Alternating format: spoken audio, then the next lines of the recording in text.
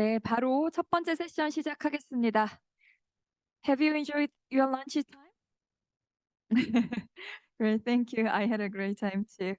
All right, now we'll begin the first session of the third ASEM Forum on the human rights of older persons. The main theme of this first session is aging in place, debates and policy responses. In this session, there will be 4 presentations followed by a panel discussion. And Professor Park at Washington University will lead the discussion as a moderator. And I'm going to introduce our 4 speakers. Professor Titti Mattsson from Lund University and Professor Sabrina Ching at Nanyang Technological University and Dr. Edgar Liu from University of New South Wales are with us online. And Mr. Yong-Ik Kim, the chairperson of the Doldom-Mirae Foundation is here with us. So please come forward to the stage. Please welcome them with a big hand. Professor and Mr. Yong-Ik Kim, please come forward to the stage. 네, 같이 올라주시면 되겠습니다.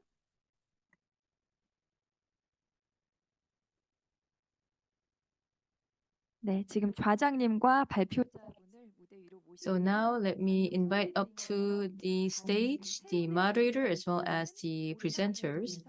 And also we have other presenters joining us online.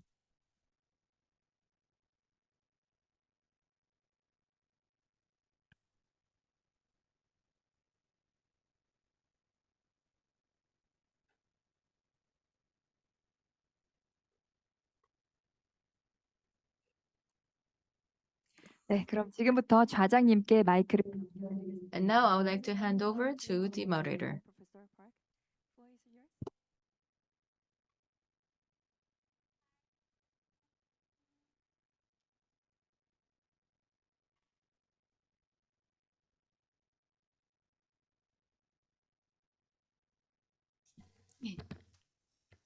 Let me begin again. Hello, good afternoon, everyone. Welcome.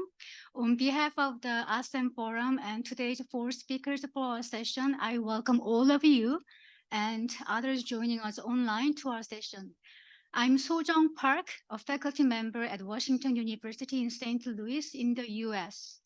As an environmental gerontologist, I'm studying the intersection among aging, older people, and living environment, particularly focusing on housing and neighborhood environment. As such, today, I'm really happy to be here to have this opportunity to learn from all of you, from our 4 speakers. So as your moderator, I will do my best to keep us our time. As all of you might have starkly realized, with the pandemic almost behind us, I realize every time we get together around the globe to be able to meet together, even this hybrid format. So I much appreciate all of you being with us here today. For those who are joining us online, I will give you some time until all our talks will over. So please wait until towards the end of all talks. Then you can get some chances to have some questions and comments. I will ask you to raise your hand and unquiet yourself and start talking. Given that we have 2.5 hours with 4 presentations, each speaker may take about up to 25 minutes of top, and then we will wait until the end of the talks for our discussions. So with that, let's get started. We have 4 speakers today. Our speakers are the experts in the fields of gerontology, elder law, and sociology, and they will be addressing issues relating aging in place in their each countries and societies. First talk will be given by Dr. Titti Mattsson, Professor of Law at Lund University, Sweden. Dr. Mattsson will give us an overview of the Swedish care system for older adults by describing the regulation and policy issues concerning how the Swedish legislature and society deal with the area of aging in place. Dr. Mattsson, welcome, and thank you for being with us today. Thank you very much, and thank you very much for this Opportunity to be here today. I'm very unfortunate that I cannot be with you physically, but I'm glad to be here at least virtually, and I hope that we can have an interesting discussion afterwards. So my name is Titti Mattsson, and I have been working within elder law for quite some years now at the law faculty. And the aim with my presentation here today is to give you a description and analysis of the regulation and policy issues concerning how the Swedish society handles the area of aging in place. As I will show you, hopefully, Sweden has used this form of care system for many years now, and the system has many advantages. As all systems, there are also some weaknesses that may need to be highlighted, and I will do that.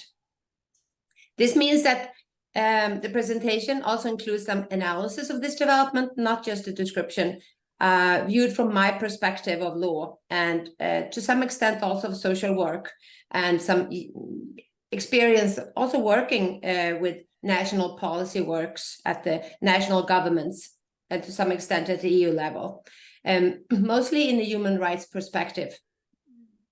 And with such focus, older persons' right to good living condition is in the center, and therefore aging in place is of great interest to me since some years back. But behind this important legal and policy framework is the old person's uniqueness and each person's right to be viewed as an individual with wishes and beliefs, just like anyone else of us here in the room, to take into account. And therefore, I believe that no system is perfect without taking the diversity of people into account when discussing this field. I'll come back with that. So let me also start shortly, and next, please, by saying that we do have some European network, Lund, that may interest some of you, European Law on Aging Network. There's great interest in these issues in Europe today. We also have a group in Lund, the Norma Elder Law Research Center, where we work with these issues interdisciplinary, also in other fields than my own.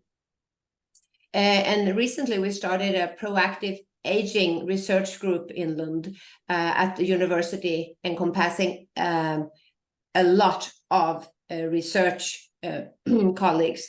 The reason why I mention this is that I want to highlight the interest in these issues that I think have not been on the forefront for some years concerning interest-wise, but this has really changed, and this is of course of great is great for those of us who work in the field. And to highlight my point of departure of this presentation, I want to start to telling you of two old persons who died in the 1980s and 1990s, but who I think characterize the diversity of many old persons in Sweden and probably elsewhere, also today. That is, persons who are as different as anyone, with different opinions, values, and life goals. And next, please. So let's start with this picture of their active period in life as farmers. This couple may also illustrate the overall policy that have dominated both the historical policy shift in Sweden during the last 120 years, from a system that belonged to the parents of this couple up to the beginning of the 20th century, where you most often had to take care of your parents yourself, to another system in around the 1970s in Sweden, where most older persons were placed in an older persons institution, nursing home institution, we had different words for that, when not able to live alone at home. And then to the today in Sweden, dominating public-based care system, where the older persons get a support from the municipality to stay at home. Today, they stay at home until they are too sick to manage living alone and instead need hospital care. often during the very last period of life and when they are very, very ill. This couple that I show you on the picture moved to a nursing home in the 1970s when one of them got a stroke and could not take care of the farm anymore. And the man hated having to leave his farm, and he was very unwillingly moved to the nursing home for older persons together with his wife. This man never got used to the new living conditions during his years at this home. Instead, he felt kept in a box, too many people around, and without the things that he valued, his old home, the nature, the hard work, and his independence. And he died just a couple of years after arriving to the nursing home. The other person, his wife, on the other hand, loved the nursing home where she and her husband were placed. For the first time in her life, she didn't have to cook food and clean the house and take care of the animals and be alone on the farm. She could enjoy food that others had cooked, be in a social setting, meeting many others, enjoying all the services and activities offered there, and also having good company very close by. She lived in the nursing home for almost 20 years after her husband's death. These parents were my grandparents. And by telling their story of their very different experience to the same living conditions, I want to highlight the need to be humble, taking about what is best for older persons as one homogeneous group. I want to show the difficulty in finding only one solution to otherwise very good policy efforts of aging arrangements. And my main conclusion, having worked with these issues for many years, is that we need to adjust the services to the fact that older persons are individuals with different needs and life conditions. Some persons want and can stay in their regular homes for their whole life. Others do not and cannot. So the system, I believe, needs to adapt to the individual needs, wishes, and changing circumstances during this part of the life cycle of many persons. Having said that, so how is the system of Sweden today? Next, please. Well, since my grandmother passed away some 25 years ago, much has, of course, happened in older care in Sweden. And today, Sweden is a modern welfare state with a long history of social engineering and major structural changes in society. As a consequence, Sweden has extensive public care services for the elderly, and we are also many more inhabitants than we used to be. Also, due to the demographic changes in society, older persons represent an increasing part of the Swedish population.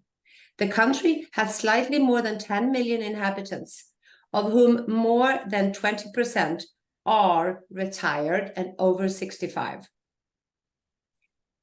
I believe that Sweden actually is a country in EU with the largest population of people over 50 years or older. Right now, we have an aging population in Europe.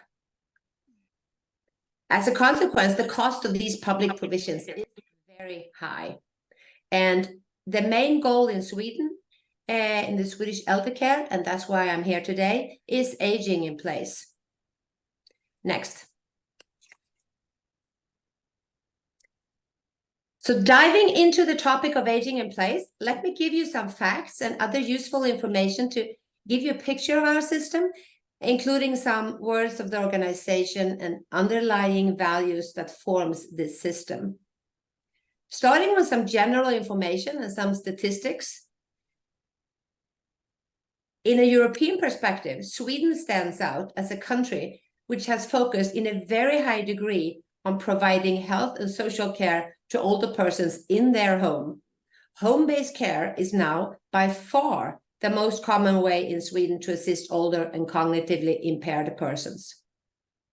Among people aged 65 to 79 in Sweden, fewer than 2% live in special forms of housing, what we call institution, nursing homes. It's difficult to have one terminology because it is country specific many times. Only 2%. Among those older than 80, only about 13% of men and 20% of women, they often live longer. Statistically, they do live in such special housing arrangement. So still a low number. One reason for this is, of course, that many people with special needs prefer to remain at home for as long as possible. A second reason is that the number of available places in special forms of housing, like nursing home institutions for older persons, has gradually fallen in Sweden over a long period. And a third reason is a national policy of encouraging older persons to remain at home for as long as possible and of offering opportunities, partly to adapt to the home environment and partly to obtain the need of care and nursing. And looking at costs, internationally, Sweden spends relatively large amount on elder care. The costs are mainly covered by municipal taxes and state subsidies. In 2014, the total spent on elder care in Sweden came to almost 110 billion Swedish crowns. That is 11.7 billion euro. And only very small part of this cost, 4%, very small, were covered by fees paid by the client. So you don't have to be rich in Sweden to get this accommodation help at your home at all. And today, the municipalities are buying the service often from private entities. This happened since some years back, and now it's many municipalities that have contracted out these services to private entities. So what core values are underlying this shift in Swedish older care during the last decades? Next, please. And leaving these statistics. Well, looking at the regulation and the preparatory works, as well as some court cases, there are some core issues to put forth, and here they come. So one is that all activities offered for older persons are voluntary, and they must be based on that person's self-determination and privacy. So you cannot do anything to a person, even if it's logically or maybe even necessary, if the person does not consent to that. And I will come back to some of the consequences of this. Another is that the core value for providing services should focus on enabling older persons to live a dignified life and well-being. And that can differ, of course, depending on who you are and where in Sweden you live. Thirdly, it should also be ensured that the older person has opportunity to live independently in safe conditions and have an active and meaningful life in community with others. This is all very, very good. As you get older, this becomes sometimes very difficult to realize in reality for older persons, for health reasons, but also for reasons that the municipality do not have the resources to help each person so much. The accommodation and the life also includes the idea of naturalization, meaning that allowing the elderly to live their lives as much as possible as they have lived before. And the care should also be characterized by respect for privacy and physical integrity, and not institutionalization, not paternalism. And good housing facilities is a major issue for reaching good standards for living, including good housing and support and assistance at home. And finally, the municipality has the obligation to arrange special housing facilities for social services and care for older persons who need special support. So, nursing homes or institutions.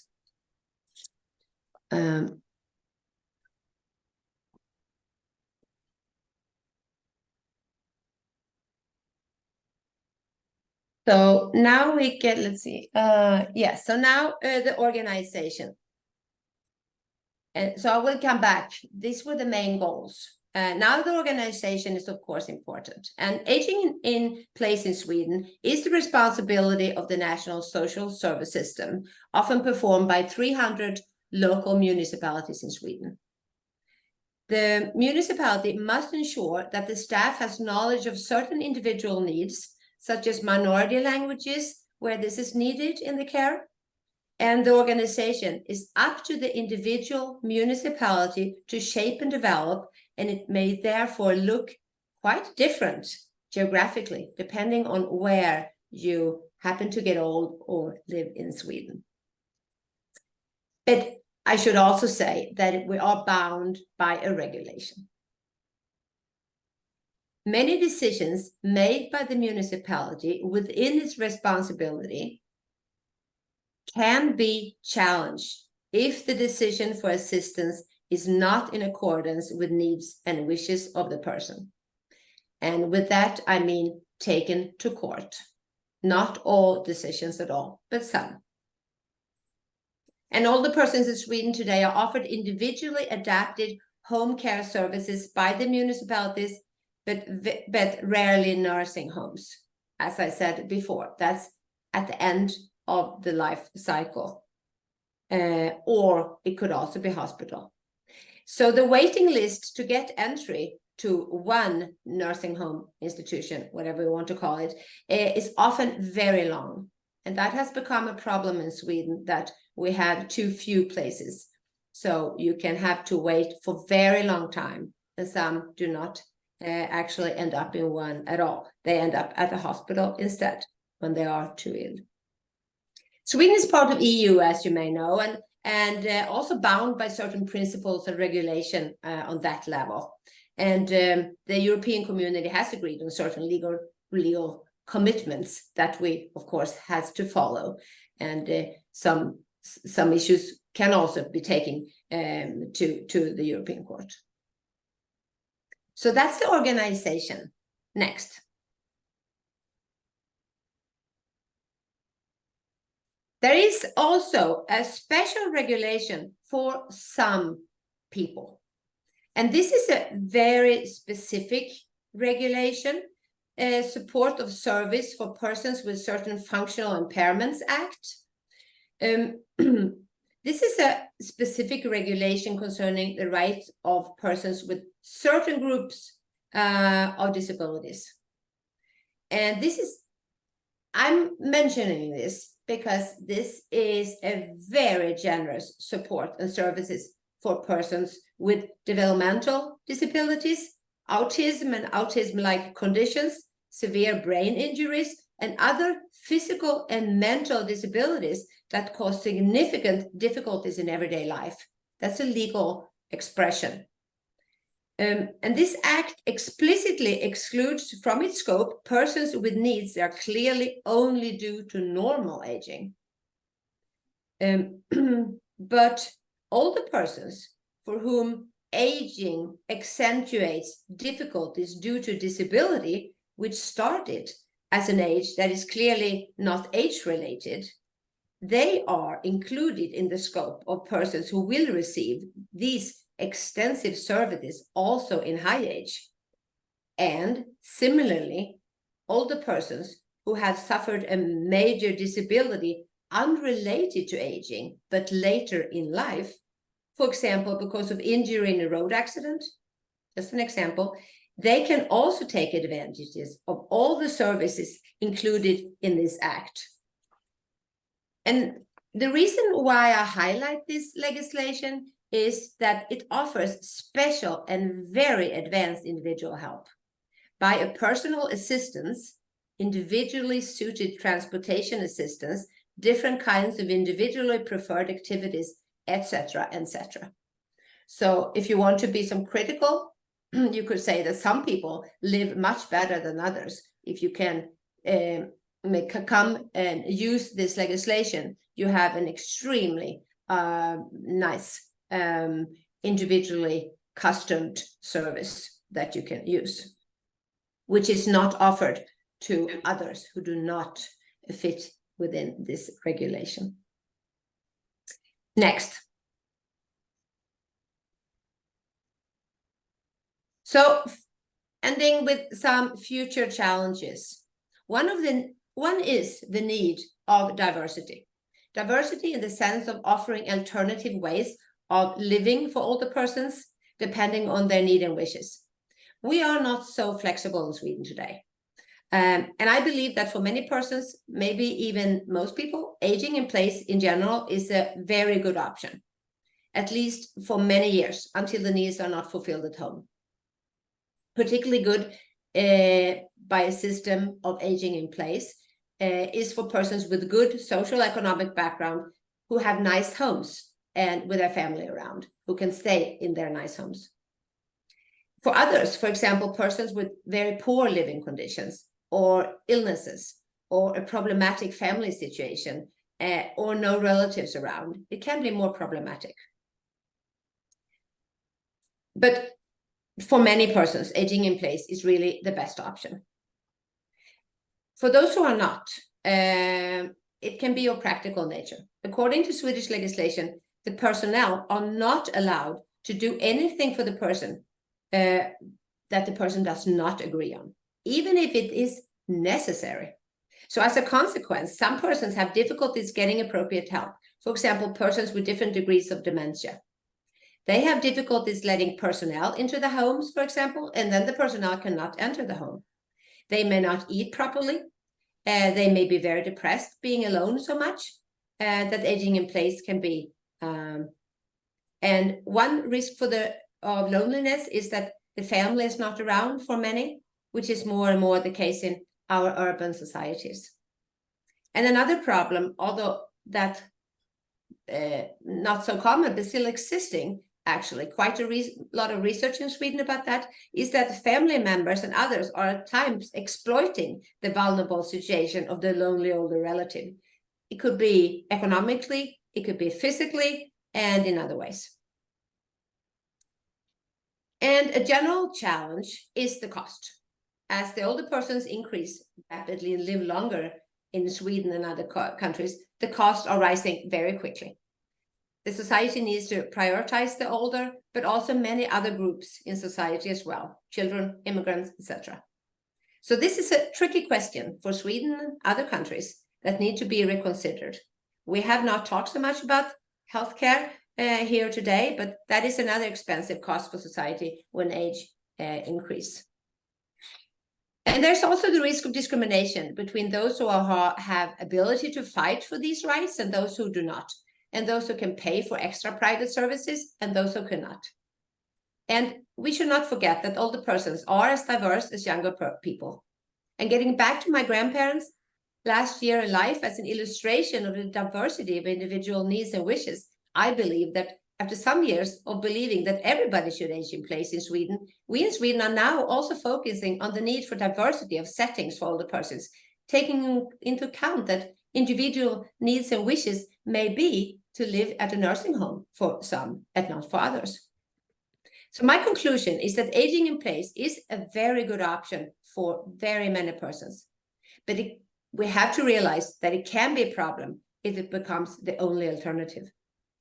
And finally, illustrating in Norway, a country with a similar system where aging in place is the main option, there have actually been trial court cases where the home life conditions at home have led to that older person's death, not leaving the home and freezing to death outside because they can't open their door, for example, things like that.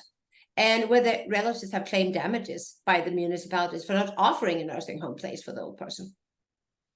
So I believe that the solution is not to close the nursing home completely. Instead, I think the solution is to provide alternative forms of living for older persons in accordance to their wishes and needs, and where good quality nursing home is one such form.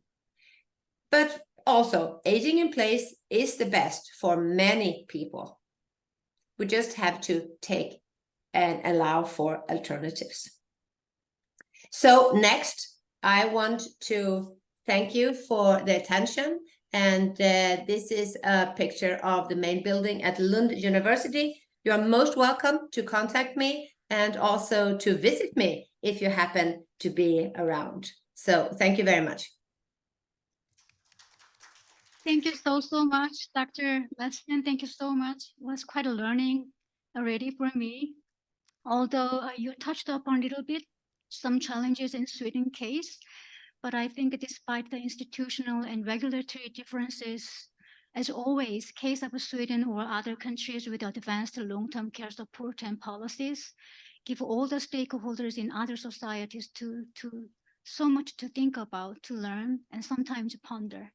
I know that some of you have some comments about Dr. Mattsson talks and some questions. We will get them later for you, Dr. Mattsson, so stay tuned. Thank you. Now, shall we move on to our next speaker? Let me introduce Dr. Sabrina Ching Yuen, a faculty member in Public Policy and Global Affairs, Nanyang Technological University in Singapore. Her talk is about how to support people with dementia to age in place in Singapore. And she will share with us one innovative example for that, called the Dementia Friendly Community Model, DFC model. Dr. Yuen, thank you and big welcome, and it is all yours now. Thank you. Hello, everyone. So let me share screen first.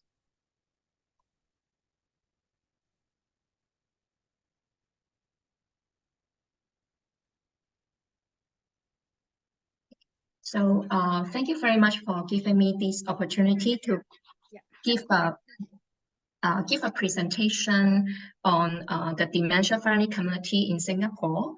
So today is just a short presentation, but you can read a detailed case study of it from my new book on healthy aging in Singapore.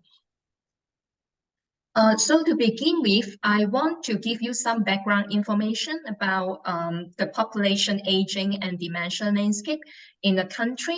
So Singapore is the world's second fastest aging society.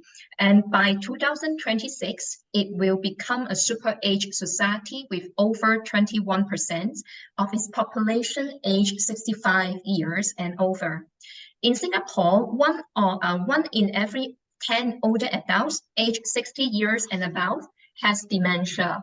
And by the time and the number of people with dementia in the country is projected to reach 130,000 by 2030. A significant rise in the number of people with dementia is set to increase the cause of dementia in the country. The first local study, which provided a comprehensive estimate of the societal cause of dementia, found that the annual total societal cause of dementia in the country among older adults was $409 million US. And so that's why how to enable people with dementia to age in place is an important question for the Singapore government. And in the literature, there are lots of meaning of aging in place. So, but to define it, I will refer aging in place to one's ability to remain living in a residence of his or her own choice for as long as possible while maintaining some levels of independence and their quality of life. So although discussion on aging in place in much of the literature focuses on one's ability to remain living in his or her home, but there is a growing recognition that the meaning of place can be expanded to include neighborhoods, community, and other care settings such as a nursing home. But older adults' decision to stay in their current residence or move on to another place can be affected by personal factors such as one's health condition, self-care ability, loneliness, income level, and external factors such as social network, availability of necessary services, and basic facilities. So here I want to introduce you, the dementia-friendly models in Singapore.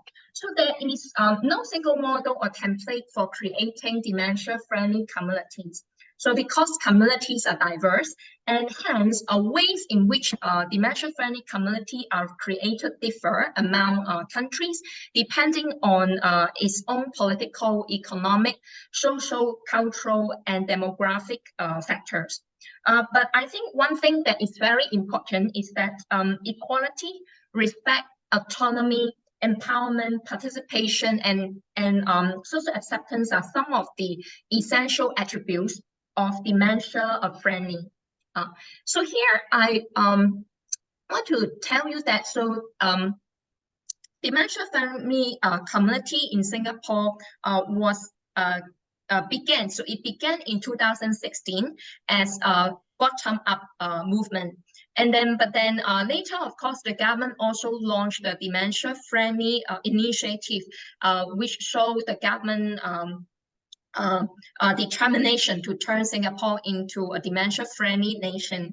And so there are 4 key components in DFCs. So the first components are dementia awareness, and then other key components are go-to-points, and then the third and fourth components are technology and infrastructure. So as of December 2022, so there are 15 DFCs in Singapore.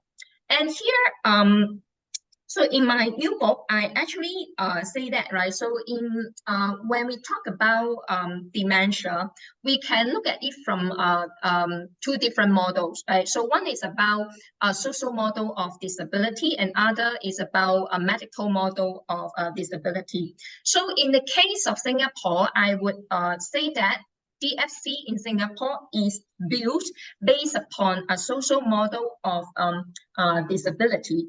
Why? Because seeing dementia from a social model of disability is to recognize and promote the disability rights of people with dementia and identify areas where adaptations have to be made for them so as to maximize the well-being of people with dementia, as well as their capacity, independence, choice, and control. So applying the social model of disability to the creation of dementia-friendly community is to remain personhood of people with dementia, improve their quality of life, and foster social inclusion of people with dementia through destigmatization, increasing public awareness, and understanding of dementia, so that people with dementia are given a choice of space for activities and social interaction. So the social model of disability is quite different from the medical model of disability, which characterize disability as a medical problem that resides in the individuals, regard people with disability as passive objects of intervention, treatment, and rehabilitation, and reinforces the sick and dependency roles of people with disability. So, so next I want to explain the key components of dementia-friendly community. So the first thing is about dementia awareness, right? So raising public awareness and understanding of dementia helps counter stigma, increase help seeking and help giving, so that there is more acceptance and greater inclusion within the community. So several organizations in Singapore offer dementia awareness and care training courses from beginner to advanced level to the general public, foreign domestic workers, professional caregivers, health and social care and home care practitioners. So the content covered by this training program basically include the way to identify people with signs and symptoms of dementia, and then the communication tips, okay, when you engage with people with dementia. And they also want to empower individual, okay, who would like to help, okay, people with dementia, but they don't know how to do it. So that's why this is about some basic training, okay. It can be 1 hour training, but if this is at organization for at organization level for those like provide public services, or they work in the hospital. So there are some customized face-to-face training session, okay, to help these workers, okay, so that they can use their skills, okay, and knowledge to help people with dementia. So one of the example I highlight here is about how mass transit rapid transit service ambassador were trained, okay, to identify older commuters with dementia and help them alight at the right MRT station. So just in case they get lost, right? So there are places where they can people or commuter can bring people with dementia to the place, okay, once they get lost. And then another example is about how bank staff in Singapore were trained to recognize, serve, and communicate with customers with dementia and protect them, okay, from some of the potential abuse. So, so this is two of the example. But in Singapore, I know that school, and then of course the hospital staff, and then grassroots leaders also were trained, okay, to help people with dementia. So another interesting component of DFC in Singapore is about the establishment of go-to points. And what's so special about these go-to points, because they help assist, okay, people with dementia who get lost and are unable to find their way home. Because the original, some traditional way, okay, for family members, okay, to find missing people with dementia is they call the police, right? They call the police, or they just like search the person on foot, or they provide some information through social media like Facebook or Twitter. But the idea of creating go-to point is to provide a place, okay, to assist people with dementia who get lost and unable to find their way home. And these, okay, go-to points are very convenient places. So they can be senior activity centers, they can be community clubs, nursing home, dementia daycare center, MRT stations, or bus interchange. So all people need to do is that if they happen to identify people of dementia who are missing, okay, who get lost, so they can go online, okay, to search for the nearest go-to point, okay? So in this slide, so this is the old version, okay, where people can type in the address or postal code to identify the nearest go-to point. But then the new version, okay, of it is there is a website provide the directory to show all the addresses, okay, of go-to point. And then so what's so special about this go-to point is that these kind of places, they are staff, okay, who are trained, okay, to they receive dementia awareness training, so they can handle some follow-up cases. So for example, like, so if a missing person is sent, okay, to the go-to point, and this go-to point is maybe is a nursing home. So that's why the staff, okay, would first try to maybe calm the person, okay, with dementia down, and try to check whether his physical condition is well or not, whether this is any discomfort or injury. So if yes, so they will simply provide some immediate medical treatment or a call for ambulance. So if not, so they will try to provide food or comfort or shelter for them to rest first, and then so then they will try to contact, okay, next of kin with their own network or the grassroots community, or the last resort would be calling the police. And then regarding technology, so I think there's also a very interesting mobile application that was created in 2018, which is called the Dementia Friends app. So this is actually a free to download mobile application to provide a user with a one-stop platform to easily access information and resources on dementia and caregiving.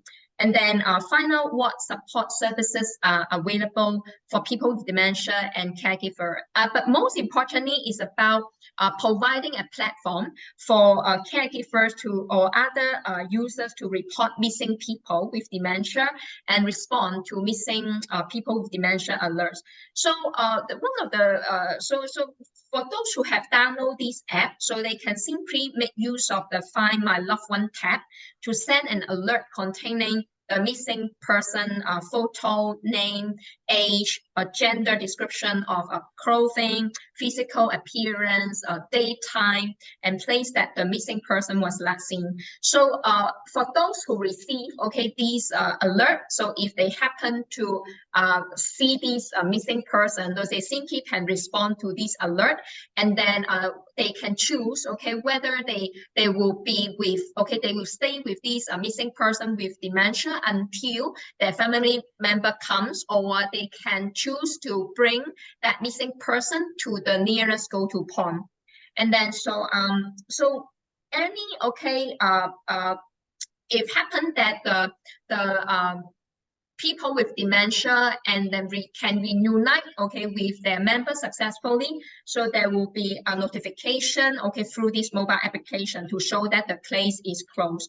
So the use of mobile application is more efficient because based on some statistics, so to find a missing person can be found within less than 10 hours, but before the launch of this mobile application, it can take a few days, sometimes 2 or 3 days to find it.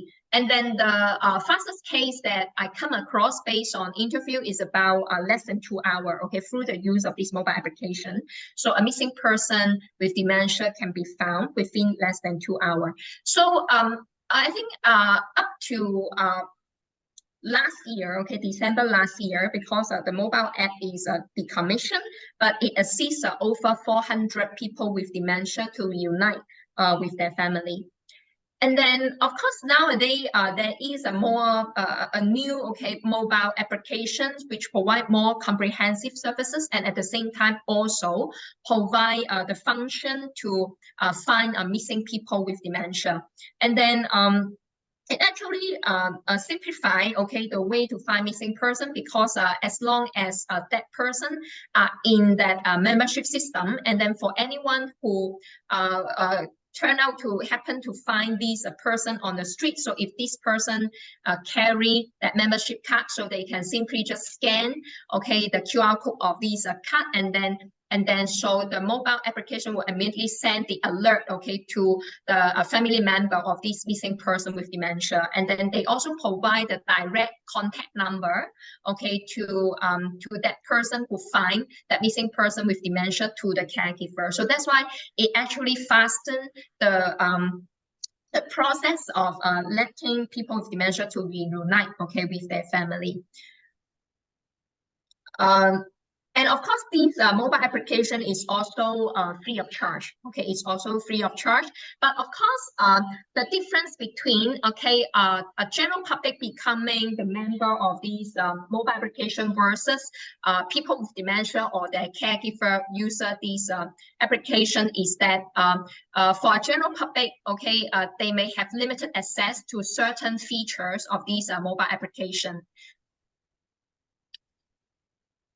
And then finally is about infrastructure. So here I want to talk about how Singapore make use of how to create a dementia supportive build space to help people with dementia stay active, confident, and socially included in their familiar environment for as long as possible, while requiring less caregiver support when navigating their community. And so to achieve this goal, it must be tailored specifically to the needs and perspective of people with dementia through supportive orientation tools and appropriate dementia sensitive levels of stimulation. So the example I give here is about how to use color and specific icon to help people with dementia identify surroundings more easily and improve wayfinding performance. So one of the example I give here is in the northern part of Singapore called Nation South, and then so people here, so they have higher percentage of older people, right, age 60 and above. And so what's so special about these, okay, building block is that so all the building blocks, okay, are painted with red, blue or green color for easy identification. And then so red box, okay, are linked to pineapples, and then blue box are linked to fish, and then green box are linked to a rubber tree icon. And of course, these, okay, icons are not chosen casually, especially it actually provides some significant meaning. And then this icon, why this icon? Because this icon help people with dementia recollect their past and foster a sense of identity. Why? Because Asian South has used to be a fishing village, okay, and it was a place used for pineapple and rubber plantation. So that's why this is how these three icons are chosen, because they have some significant historical meaning, okay, that represent Asian South. So that's why this help for people that grow old here by relating this icon, okay, to that building block, it can help foster a sense of identity among residents, at the same time improving spatial awareness. And of course, so you can see, okay, this is the picture I took in Asian South. So you can see that it's a giant, a very giant blue color fish, okay, painted on the sides of the building block. So you can see it far away, okay, even though, okay, you do not come closer. This is just like four row lengths. So this is quite far away from me, but I can still see it clearly. And then so you can also see this is what happened in the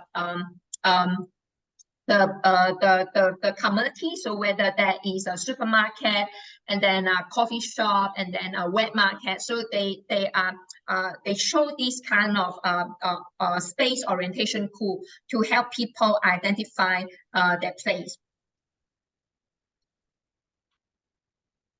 So of course, you can also see that block numbers are in large font size and are painted clearly on the sides of the housing blocks and the pillars to help people with dementia identify the blocks from afar. And then finally, there's also the project called Wayfinding Project, to provide navigation support for people with dementia by using murals. So this is about using foods or snacks, okay, familiarized by Singaporeans, and then some ritual household stuff. So for example, one thing, okay, in this slide on the left, okay, this photo show that is the white rabbit candy, and then so this is on one of the housing blocks. So why use, okay, this candy? Because this can recall, okay, the past memory of the people, okay, when they were school kids, okay, because this is the common snacks, okay, that school kids in Singapore would eat, okay, and then so this is something that can help them, okay, identify their way home. And then rooster bowl, okay, is also a retro household item. And then in Singapore, okay, people like to use these rooster bowls to serve rice and noodle. And then because rooster signifies the meaning of hard work, a fighting spirit, and a flourishing family. So by using these, okay, specific murals or icon, it can also help people find a way home.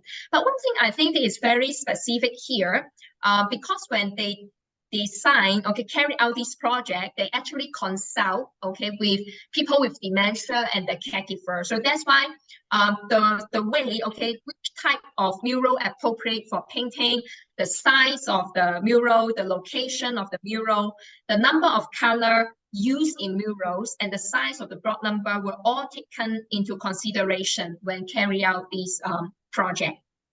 Okay. So because due to time limitation, I don't have time to explain further, but if you have interested in reading the case study of it in detail, so we are welcome to read my book on healthy aging in Singapore, which was published in April this year. And then, so thank you very much, okay, for your attention. Thank you. Thank you so much, Dr. Yuen. Such inspiring, very interesting examples. Thank you so much. Eventually, every single society and countries have to design their own system to support people with dementia. And your example in Singapore will certainly give us a lot to take from, particularly with those 4 components. For me, personally, the dementia awareness workshop that involves grassroots leaders and frontline step persons really stand out to me. I believe this should be the fundamental backbone element of every single dementia support systems. And I love the color-coded image features, apartment blocks. The idea and other ideas should really go a long way with a relatively low cost, I think. Thank you so much. Stay tuned for other comments and questions later. Thank you. Now, let's bring in our third speaker, Dr. Edgar Liu from Sydney. Dr. Liu is a Senior Research Fellow at City Futures Research Centre at the University of New South Wales, Australia. He will share with us the findings of his research project to assess Australia's population aging and active aging needs at different geographic scales. Dr. Liu, ready? Thank you very much. I will share my screen as well.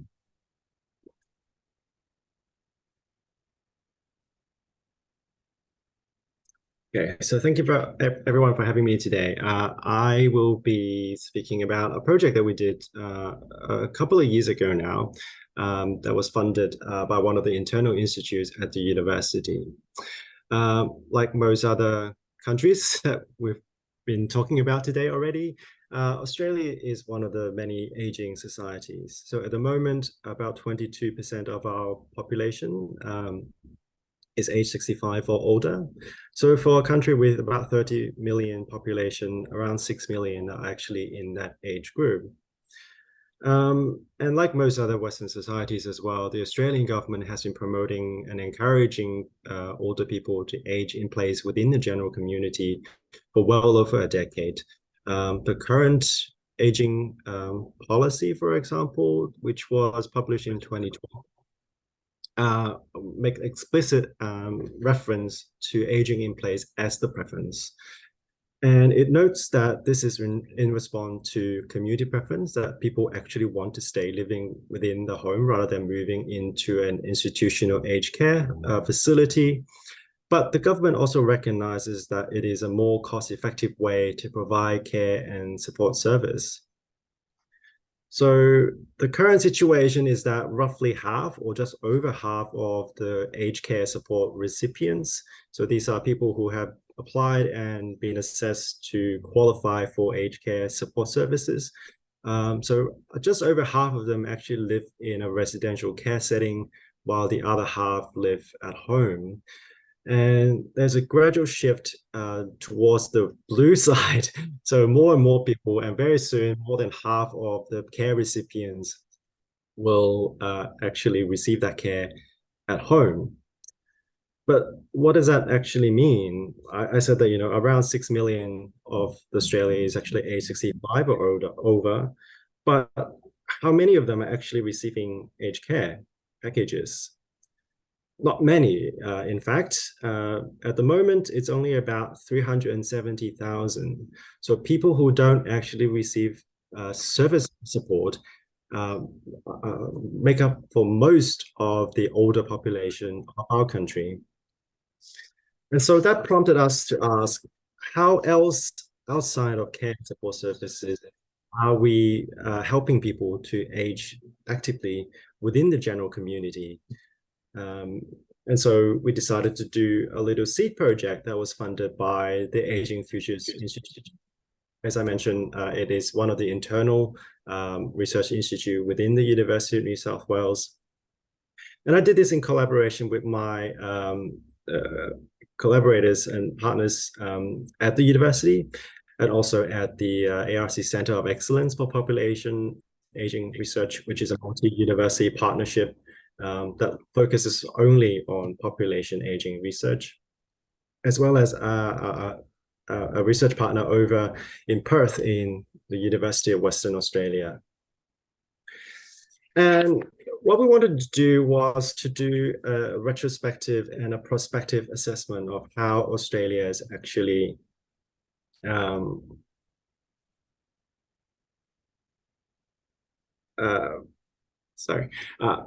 catering to an active aging population at different geographic scales.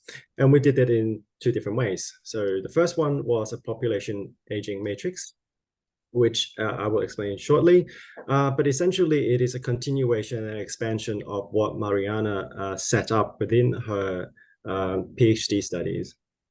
And then to accompany that, we did a qualitative policy review to look at how, in a policy perspective, we are actually supporting an active aging population. So briefly, in terms of the matrix itself, it's largely a quantitative exercise based on census data analysis. It's a spatial analysis, and it is done to identify recent and likely trends in terms of aging at the local level. And for us, we chose what we call a statistical area level 2 geography, which is slightly larger than a neighborhood, but not so big as a local council area, for example. So populations are generally around 100 to 200,000. But given how large our country is, population are similar, but each parcel of land within an SA2 are quite different. Essentially, what the matrix does is it takes into account two things. So it takes into account numeric aging as well as structural aging. And based on those things, it divides everything into 4 quadrants.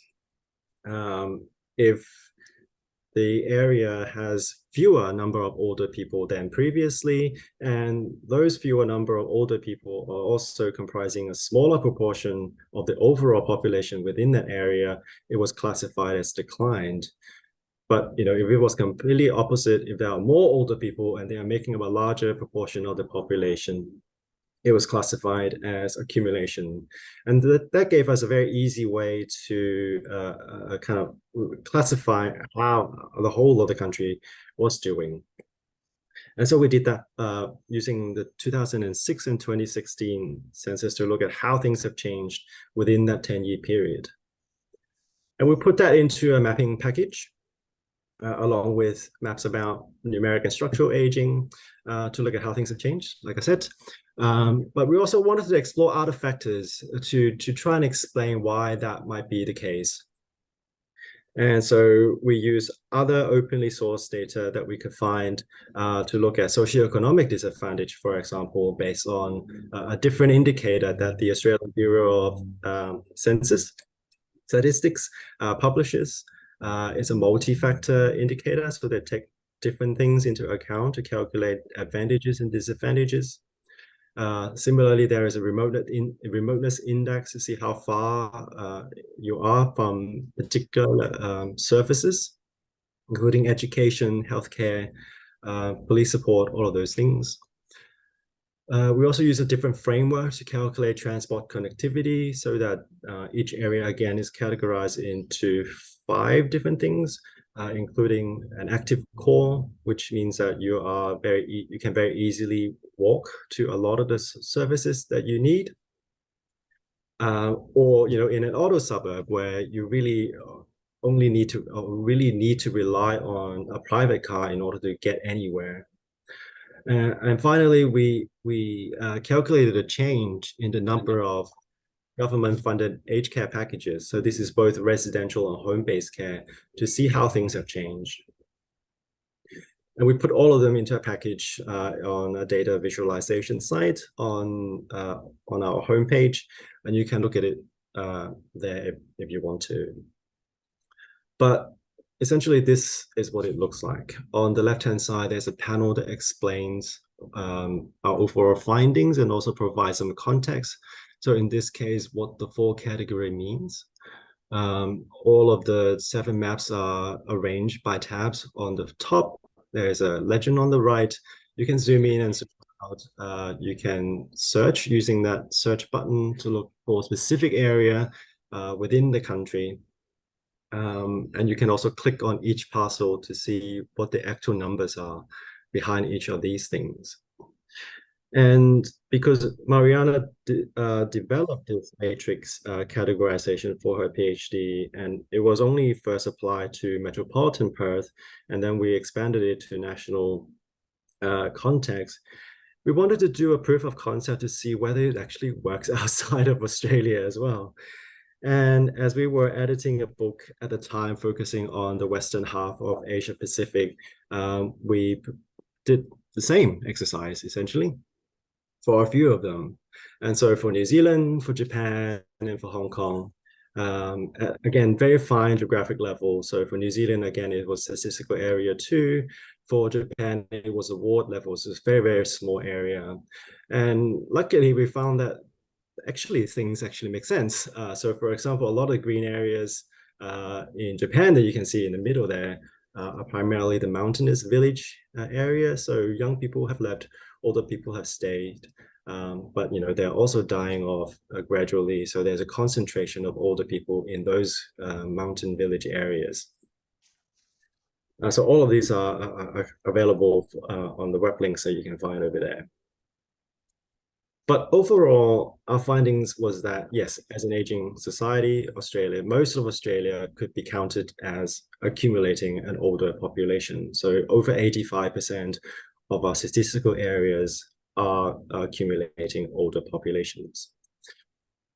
What we also found was that the most of these accumulation areas intersect with what we classify as auto-suburbs or exurbs, which means that if you really need to get any kind of service support, or if you just want to hang out with a friend, you can't really do that without a private car. And so mobility is quite a big issue for a lot of these people and for a lot of these areas where there's a stronger and stronger concentration of older population.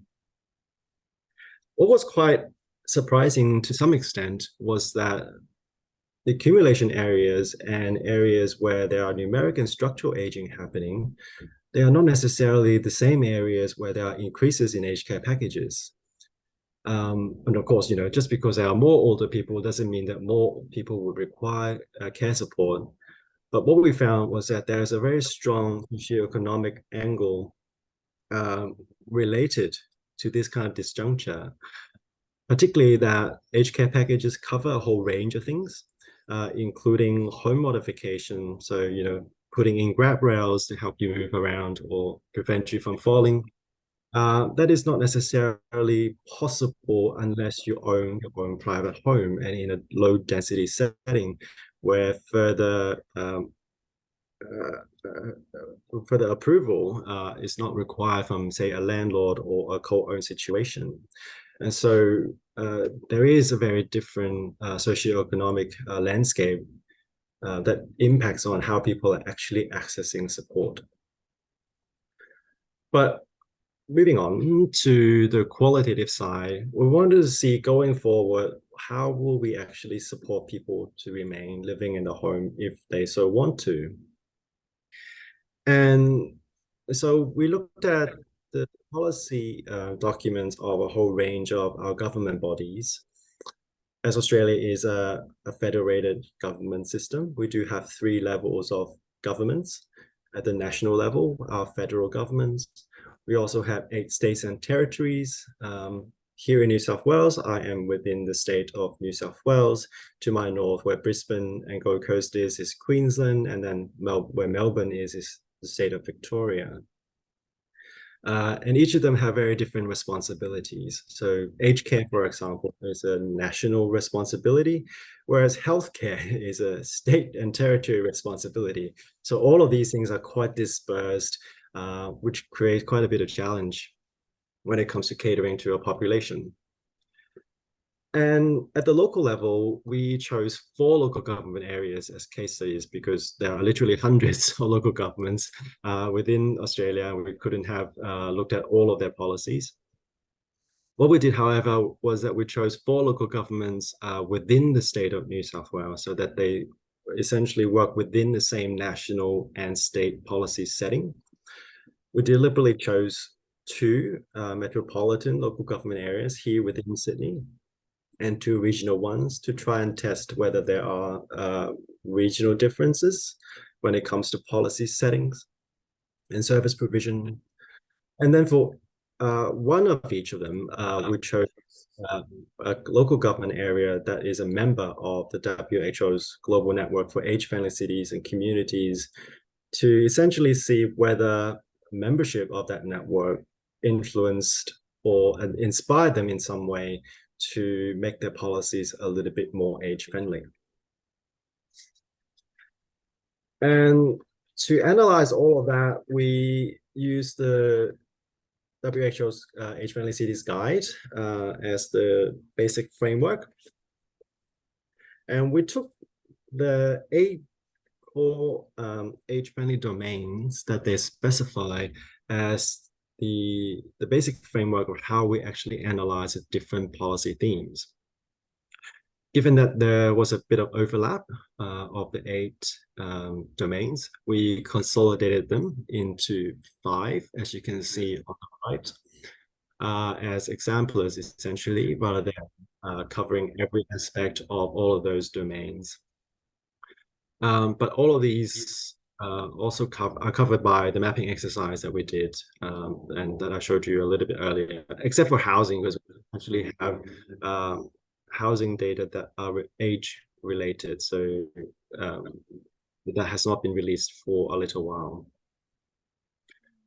We did this exercise in late 2019. So we did the search in late 2019 and we continued analysis throughout 2020 until the early part of 2021. And so what we only included was policy that were in place at the time, or they have been published for consultation with the expectation that some or most of it would be in place and in effect very soon after.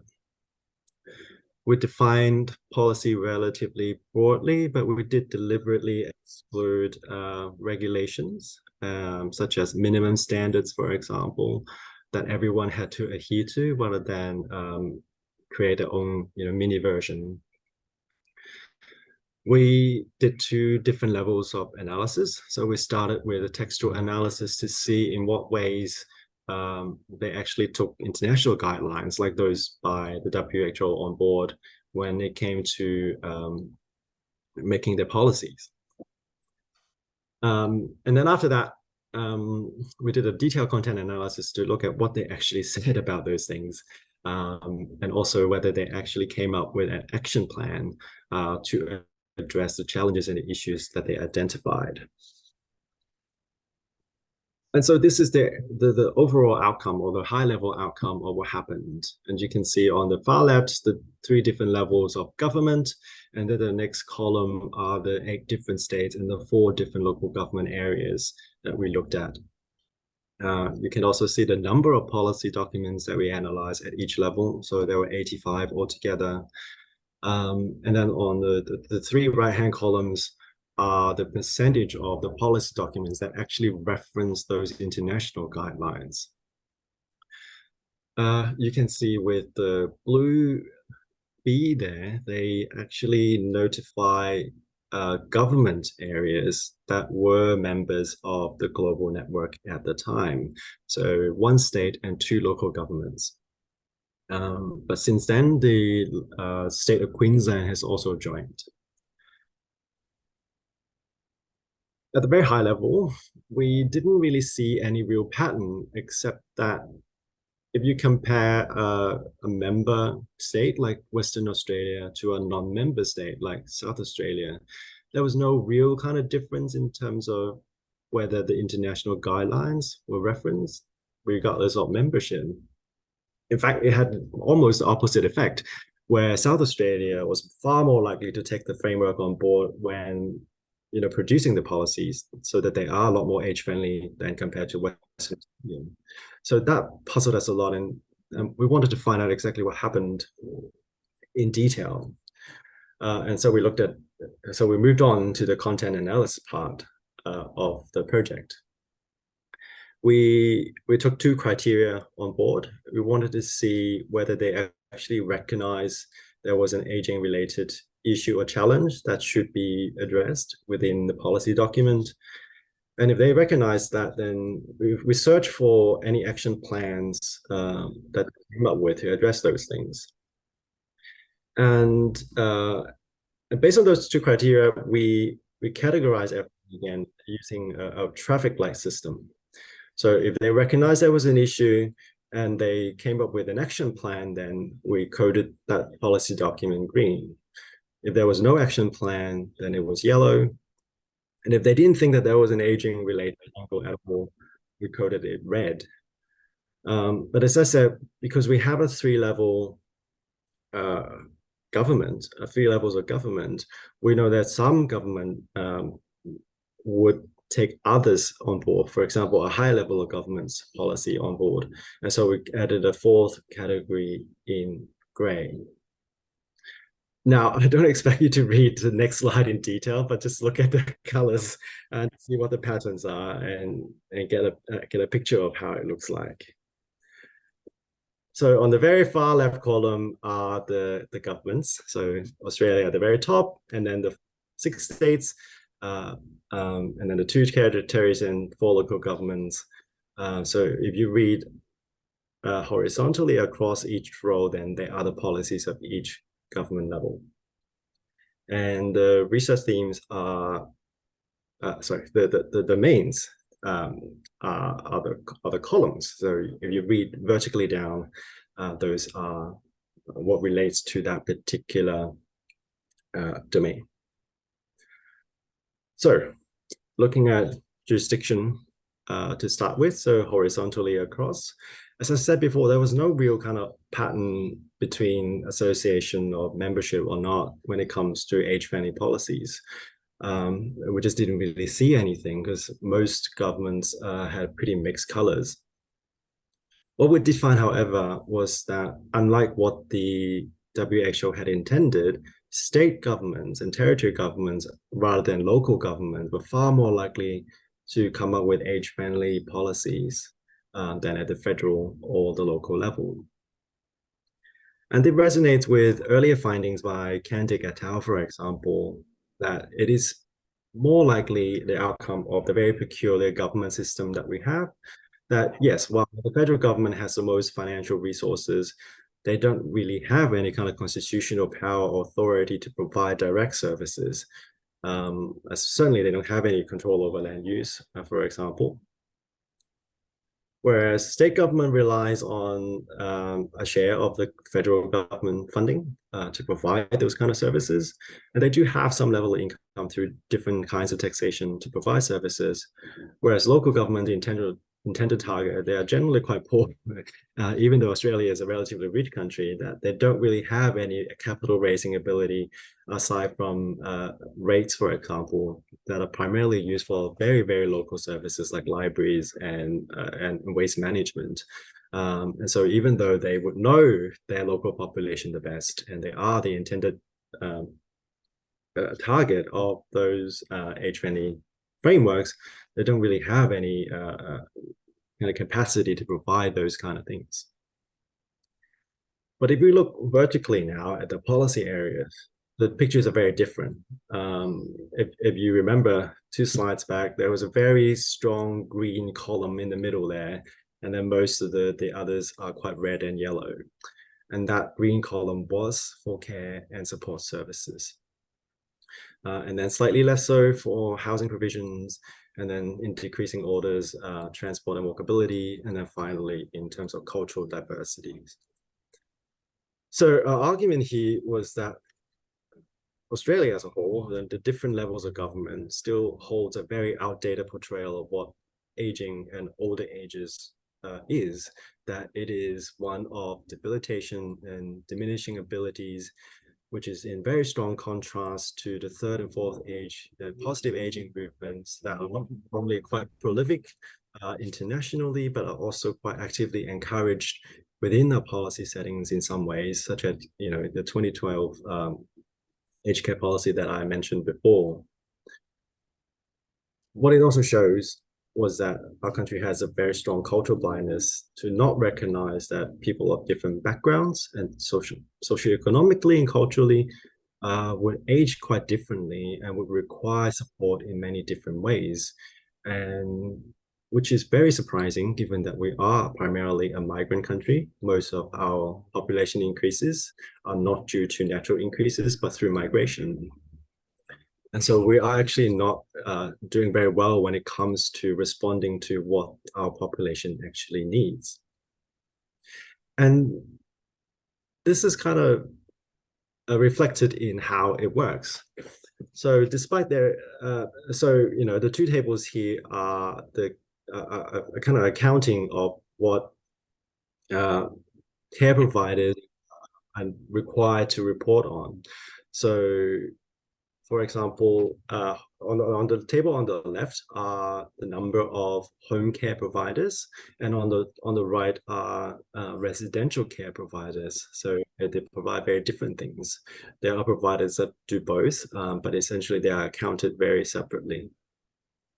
And each of them are required to report on what they call special needs or particular needs groups that they can provide services to. There are slightly more categories in residential care providers because some things are just not able to be provided at home. And so based on the data that is published by the Australian Institute of Health and Welfare, I did a count of how many, just to check that they are actually able to provide.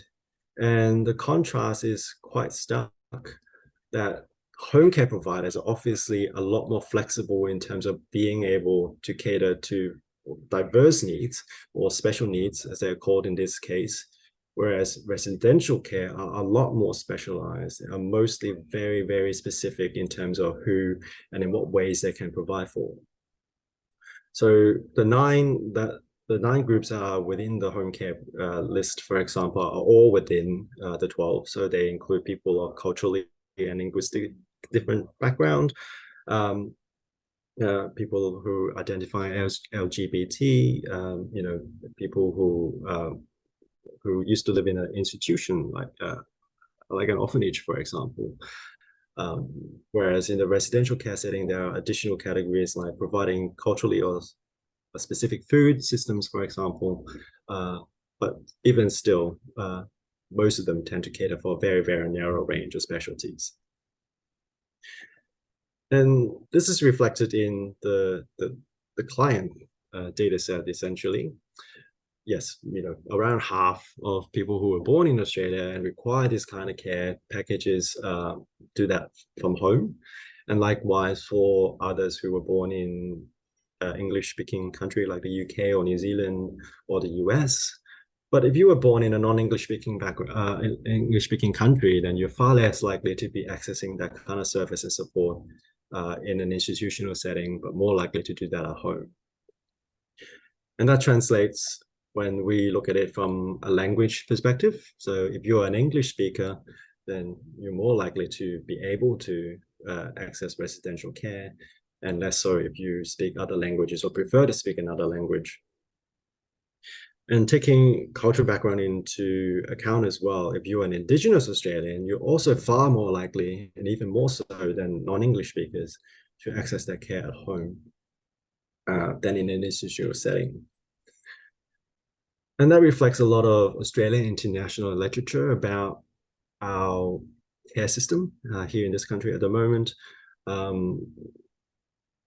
There was an aged care diversity framework that was put in place in 2017, but it's taken a lot of time still for that to become a reality in terms of how that is reflected in both the service provision and the client group.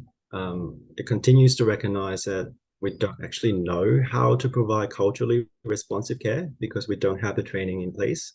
Our workforce is also quite unstable, so that people are moving around all the time, and we're not able to provide that kind of continued care, even though we've been continually reforming our system, provide that person-centered care, but we're not able to meet these kind of personal needs.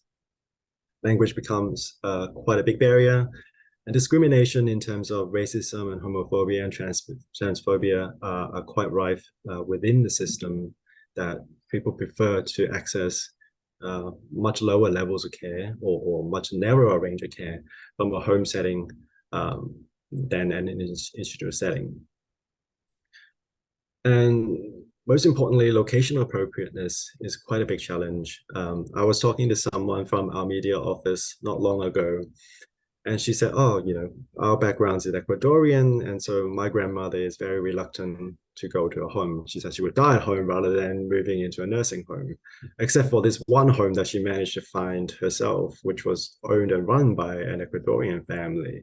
And she said, oh yeah, you know, I would be able to eat all the food that I like all the time. And I asked her, oh, so where is this home? And the person said, oh, it's 6 hours drive away. So essentially, it is not where they need it to be. And, you know, if she does need to move into a home, then she would be removed from the family support. She'll be removed from the services that she's been used to, you know, maybe a doctor that she's been seeing for decades. She'll be removed from a very, you know, active social network. And so it's not an appropriate service. So finally, the last slide, we have summarized a lot of this in a paper that was published in the Australian Journal of Social Issue. It's an open access journal, so you're able to read that without needing to go through a paywall. And it even a summarized version was published on The Conversation in October last year, so you can also have a read of that if that is your preference. So thank you very much. Thank you so much, Dr. Liu. Thank you so much. This is a quite impressive and very, very thorough project. I thought it must have taken multiple years to conduct this. Really impressive. And particularly, I thought your research focused on the intersection among numeric aging, structuring aging, and spatial dimension should really be forever emphasized and appreciated by all the researchers, because we all know that the explicit attention to the spatial implications relating to the aging process has long been recognized as an important area, but still remains understudied. So it's your research has so much significant policy implications. Thank you so much. I really think some of us may have some questions, comments. So wait for us until we bring in our last speaker today. So let's go to our last speaker today. Let's welcome Dr. Yong-Ik Kim. Dr. Kim is a chairperson of Care for All Foundation in Korea and professor emeritus at Seoul National University College of Medicine. He will talk about macro-level facts about population change and policies and programs related to care for older adults in Korea. Welcome, Dr. Kim. Thank you so much for joining us today. Thank you. I'm the only offline speaker in this session, so I was thinking to go back to my comfortable office to be online as other happy speakers. But somehow I am misled to this podium, so I'll be aged for a while on this podium. So you all be with me. My name is, as introduced, Yong-Ik Kim. Good afternoon.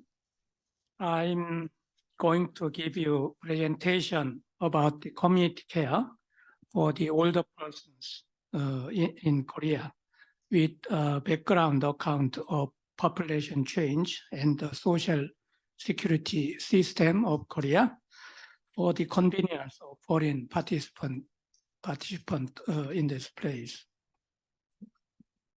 Population of Korea is dramatically changing in 20th and 21st centuries. In this graph, you can have a glance on the changes of Korea's population over the past 100 years, since 1950 to 250.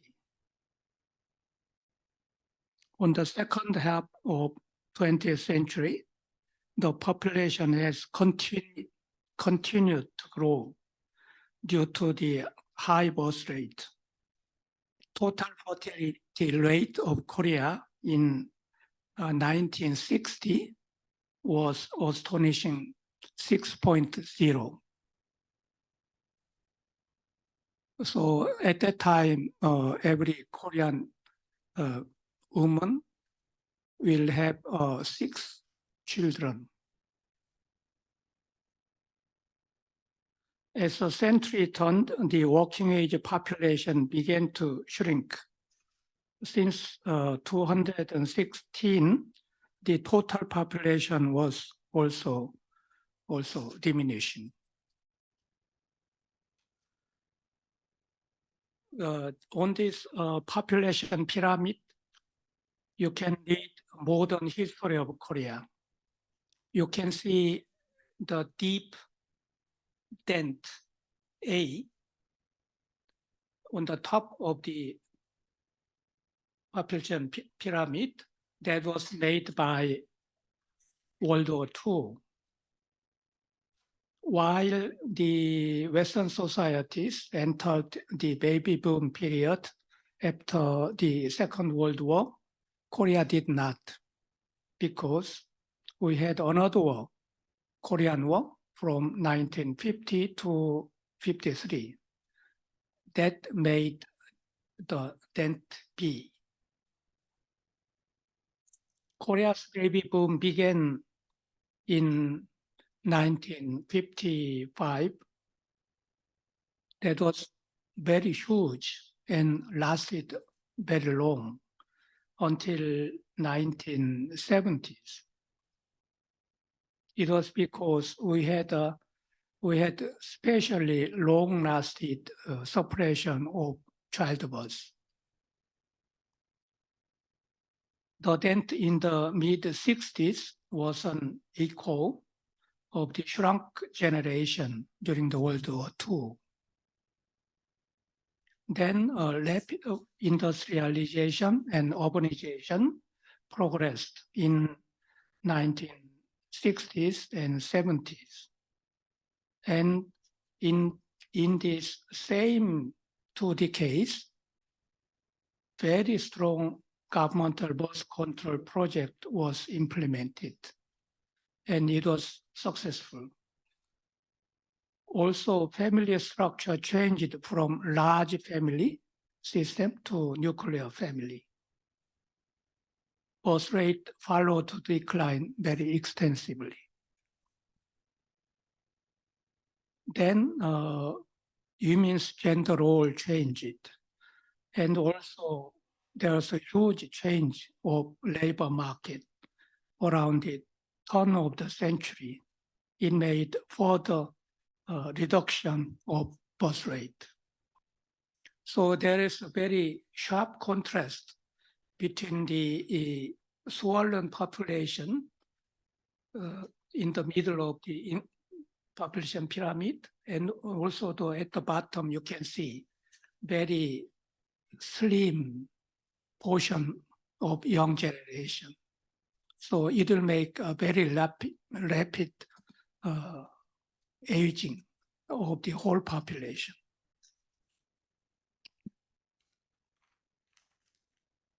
Korea had the total fertility rate of 2.1 in 1983.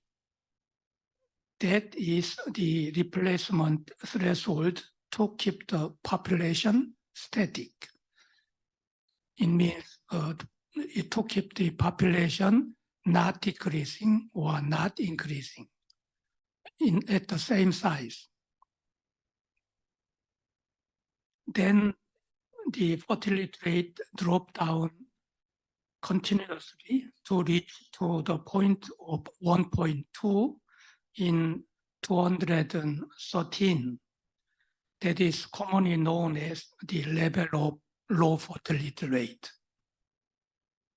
Since 218, TFR has begun below the point of miserable 1.0.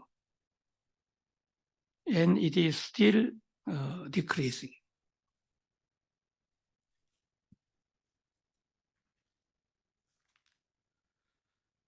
number of older population in 220 is 8.1 million. It will be doubled up in 2040 to 17.2 million, then swell up again to 18.8 million in 260s. Instead, the working age population will shrink from 37.4 million in 2020 and 29 million in 2040, and even more down to 20 millions in 260s. As a result, old age dependence rate will be 3 times in 240 and more than 4 times in 260s.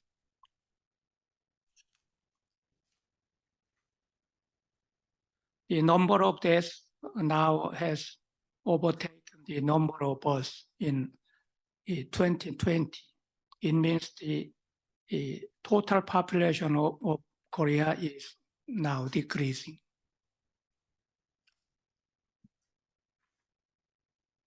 Korea has developed its social security system since 1960s and 70s, despite the difficult economic conditions. East Asian economic crisis in 1998 paradoxically promoted the development of welfare system at the same time. Major programs of social security system are provided through 5 social insurance systems. Those are health insurance, long-term care insurance for the elderly, national pension, employment insurance, industrial accident compensation insurance. 2 programs of public assistance program for the low-income families complement the social insurance. Many programs of social and health services are provided by the central and local government, yet they have much room for further development.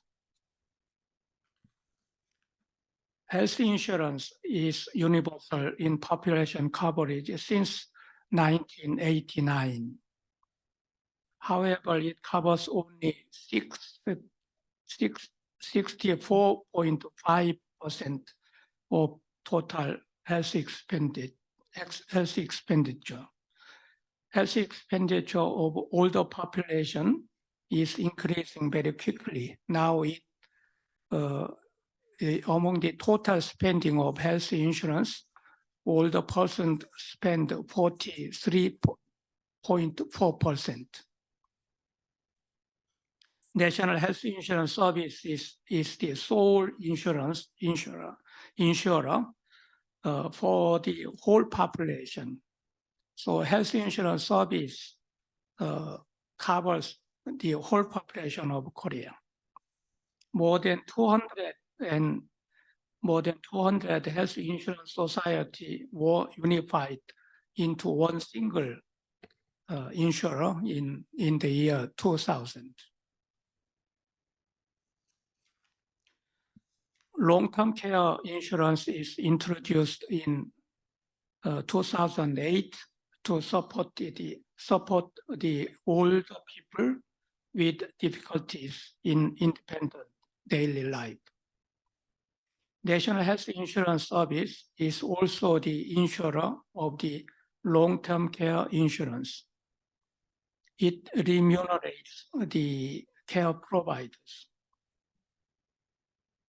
Universal health insurance and long-term care insurance will be very useful supporting system for the community care.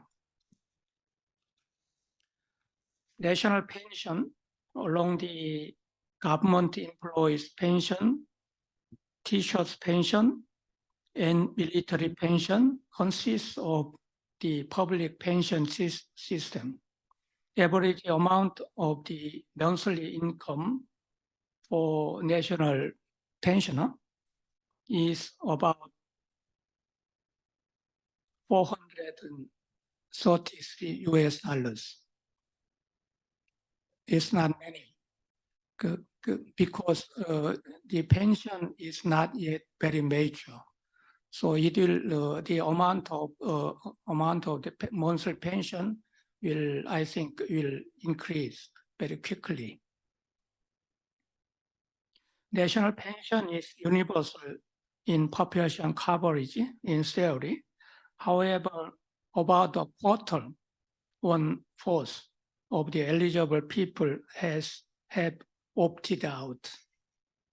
So among the elderly people of Korea, there will be pensioners and non-pensioners.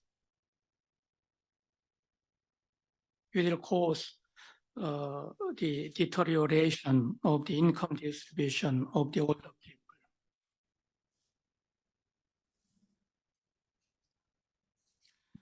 Basic pension is a kind of allowance for the elderly. It is financed with the central and local government budget, but it complements the insufficiency of the national pension. The amount of daily payment is about $229, and 68% of elderly people are the recipient. So I believe that basic pension with national pension makes the basic support for livelihood of the older people in Korea. About 4.6% of the total population below the certain criteria of poverty are supported by National Basic Livelihood Security Program. This is also financed by the national budget. Indigent people are supported for livelihood, health, housing, and education by this program. Social care services are less well organized in Korea, I'm afraid.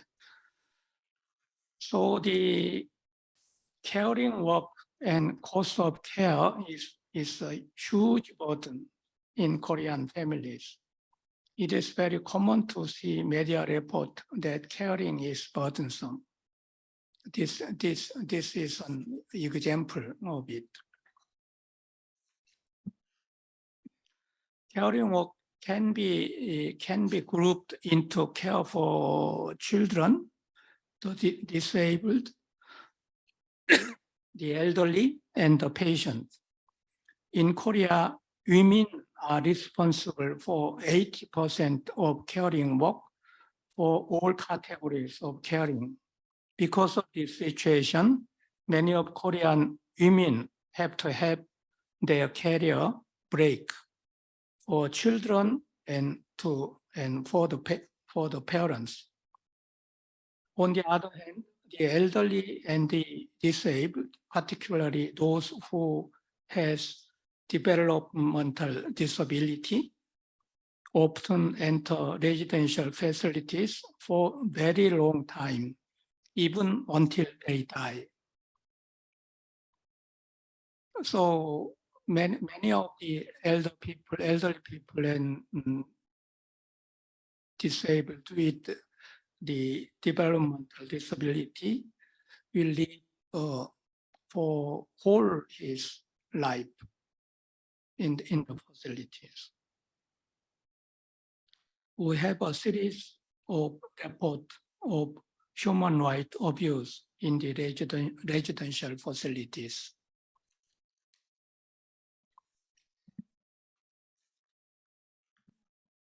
One of the big problems is traditionally Korean government has avoided providing welfare services and healthcare services directly. Only less than 10% of hospital bed and social services facility are run by the government. Overwhelming proportion belongs to the private sector, and many of them commercialize the health and social services.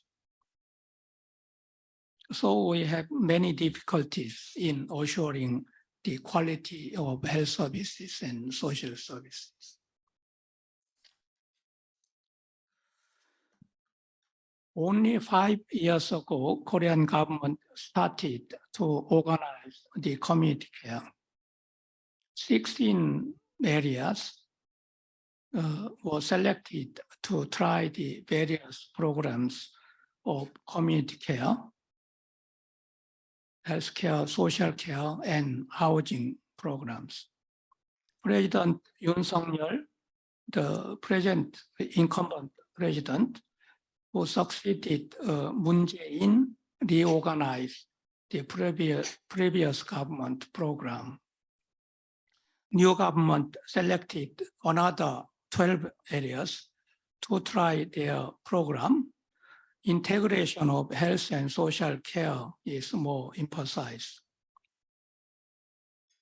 This central government new trial stimulated local government. More and more local government are developing their own version of community care. And there is social movement to promote the community care. One of the examples is me, myself. Yeah. And I organized Care for All Foundation last year. And the organizer of this session, Mrs. Jiuni and Professor Lee Hae-kyung is members of our organization. Thank you for that. And best thing I think is the social economy sector is being vitalized. More and more social economy, social enterprises are organized to provide social community care. Also, community care is new to Korea, and is very late for the huge social demand. But I think the development will be fast as much as it is late. Huge new development will appear in the next few decades. We are learning, and soon we'll make successful cases and make new hope. The community care is still not very well known to the policymakers, but I think more and more policymakers in the government, in the parliament are also learning the community care program. So I have big hope to see Korea will make new example for successful community care. I appreciate for your attention. Thank you. Thank you so much, Dr. Kim. Thank you so much. As a native Korean myself, I much appreciate your overview of current status of major policies about social care or long-term care for older people in Korea. By now, you have heard from all our speakers, 4 speakers, so we are now, I think, ready for sharing our comments and questions. I see there's some standing microphone in the floor. So I will go back and forth, the floor and the Zoom participants. Let me start with the floor. So for those of you who are in this room, if you have some questions, please come to the microphone. And if you're really super fast, you can introduce who you are and put your questions, please. I will wait for like 10 seconds, 20 seconds. If we're really quiet here, then I will go to the Zoom space. Okay, very quiet. Like, yeah, sure, please go to the microphone so that all of us can hear you very well.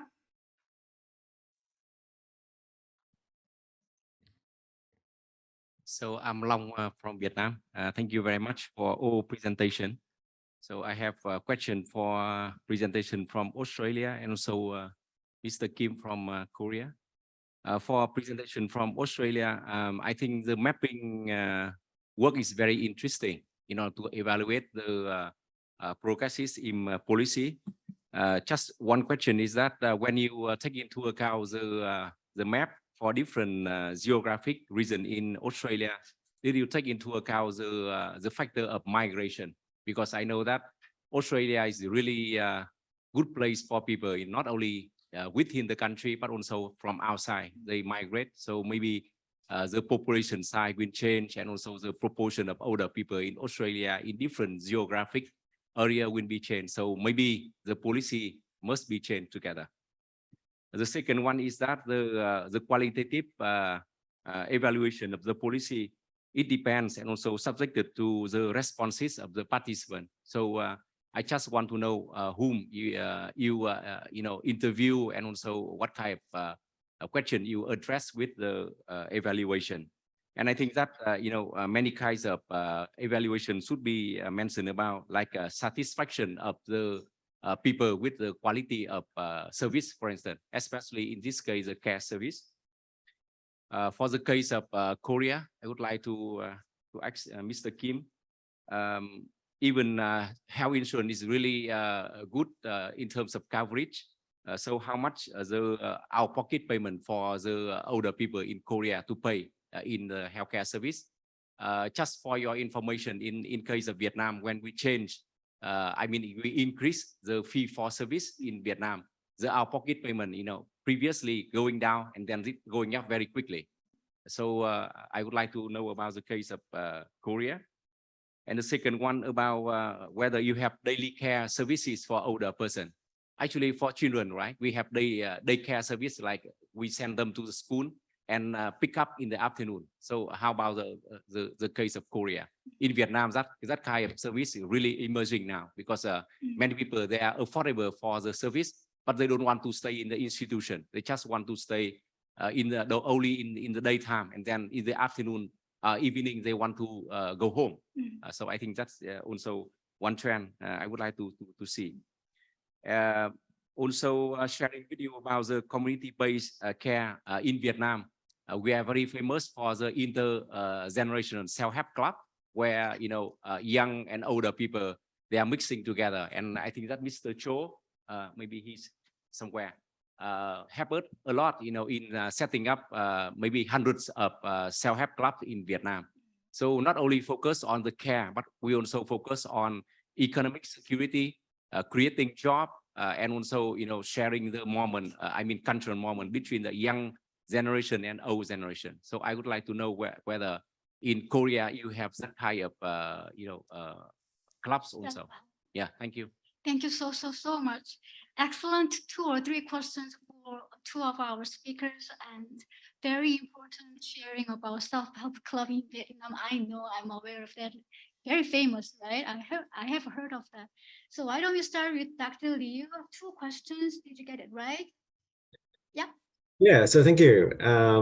Yeah, so in terms of the mapping, we actually mapped the percentage change. So even when it comes to numeric, we looked at how the percentage changed.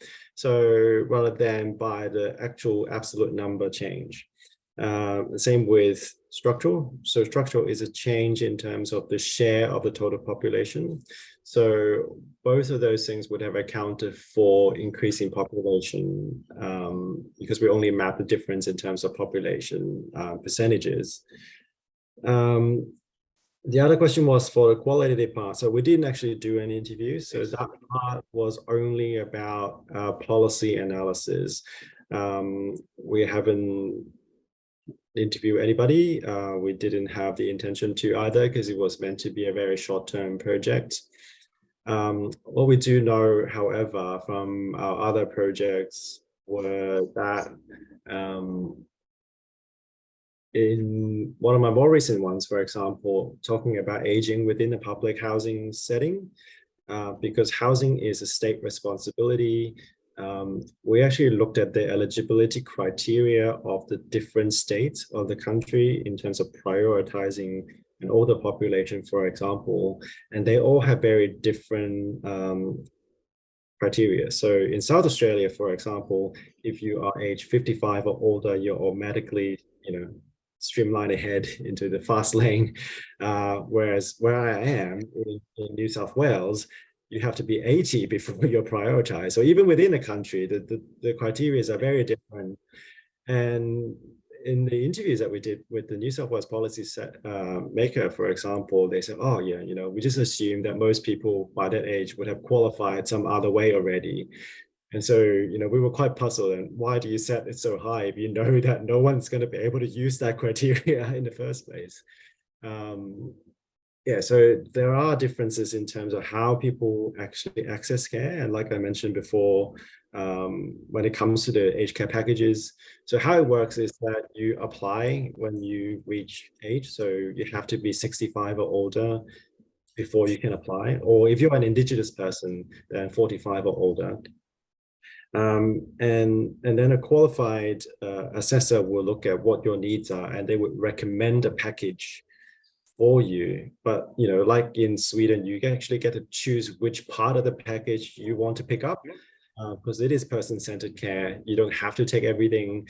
You get given a certain amount of funding that you can play with. So you might want to put more on, I don't know, modifying the stairs at home instead of spending it on food, for example, if that is what is recommended to you. Yeah, so it's quite a little bit different in terms of how people actually access those things. Yeah, so it becomes, what we know from other studies is that becomes quite a challenge, one, because most of the services, if not all the services, are provided by private industry or the non-profit sector. So the government doesn't provide that kind of service.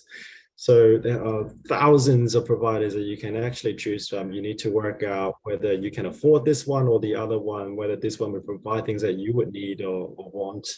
And so a lot of the advocates talk about it's quite a difficult challenge for people who doesn't understand the system to then work out what is the actual best package to you, because they only recommend that this is a service that you need, but you can choose whichever provider that you want. And so, yeah, that became quite a challenge for a lot of older people because there are just too many choices, essentially. Thank you so much. It's quite just like your research project findings, your answers were also very thorough. Did he answer your questions? Okay. Dr. Kim, you ready for addressing? The portion of patient share for healthcare for the older people is generally speaking is about 35%. In recent years, the benefits of health insurance was increased very much. So we give benefits to the patients of the cancer and heart attack and brain stroke. So when they have major diseases, they'll be benefited more because the cost of healthcare may be catastrophic to the home economy. So we try to prevent the breakdown of the home economy because of the unexpected medical cost. The second question is about daycare center. The approach of community care center is basically three. One is institutionalization. Second one is visitation. Third one is daycare center. Daycare is very important in my opinion, but the provider of daycare, day and night care is in shortage. So it is in Korean situation now is increasing rather quickly. And third one is about the workplace of the elderly people. We had made a special organization, the governmental organization, to make workplace for the elderly people. So I don't remember the English name of that organization. In Korea, it is 노인인권. So it may be the that's the one. yeah. Maybe translated as manpower development organization for the elderly people, kind of things. So they have a special project to make job in the market, in the private enterprises, and also they employ the elderly people for many kind of works. For example, cleaning the road. You understand? Kind of things. So that helps it is the proportion, the number of jobs they create by this program is quite substantial. And the elderly people are much helped. Okay, thank you so much. I'm scanning the room to see if we have, yeah, please.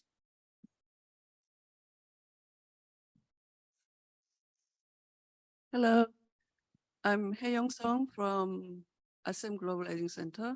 So my question is to Titti Mattsson. Titti, it's glad to see you here again. Can you hear me? Can you hear us? I hear you very well. Thank you. Okay. Thank you very much for your excellent presentation. So my question is about Swedish education, obviously aging in place in Sweden.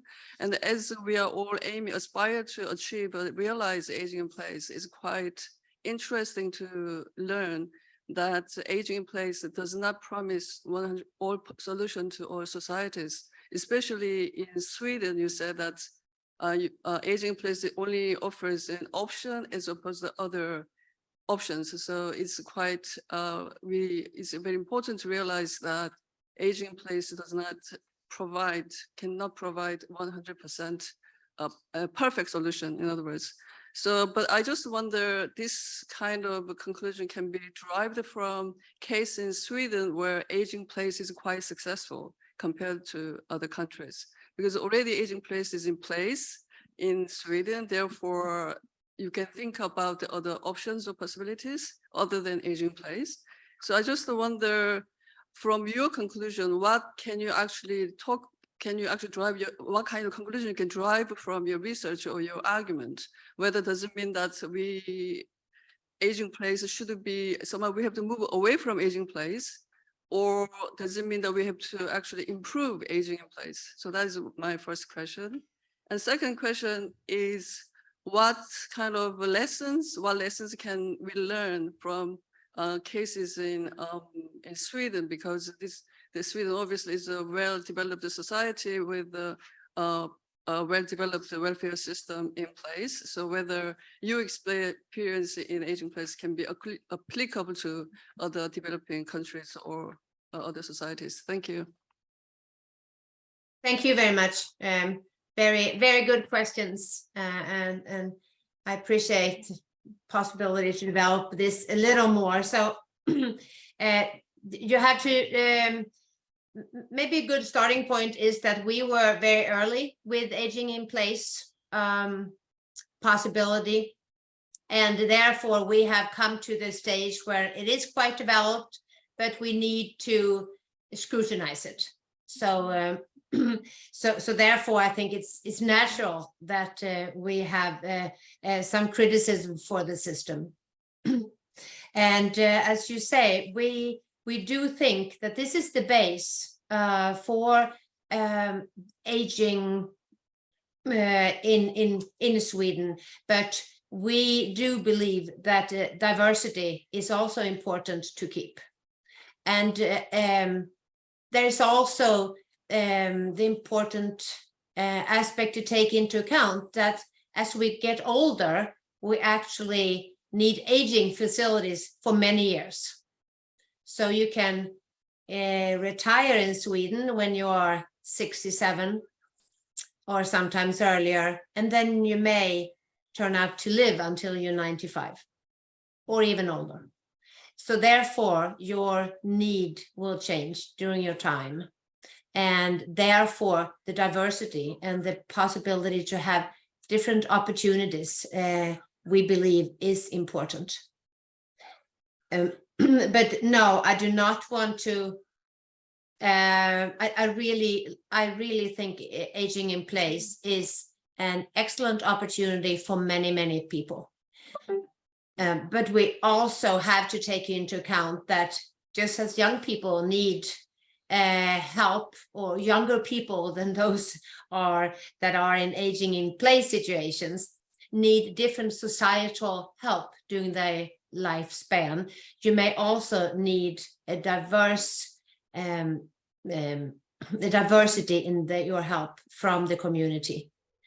So it's really a question of not discriminating older persons and taking into account that we have different home situations. Therefore, I think that there are research in Sweden now, referring back to what I said, that Lund University is starting on a project with all the faculties, and it's under the title Proactive Aging. So it's really the next step, I think, of aging in place, is that you should be able to live a full life as an older person. And for many people, that is to age in place. For others who have very poor living conditions at home, it may be better to move somewhere else where you can have a better life than where you have. So it's important to take the discrimination aspect into account and see each person and their needs.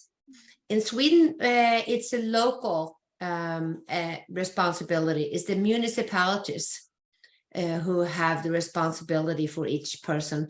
And therefore, we have also diversity where, depending on where you live in Sweden.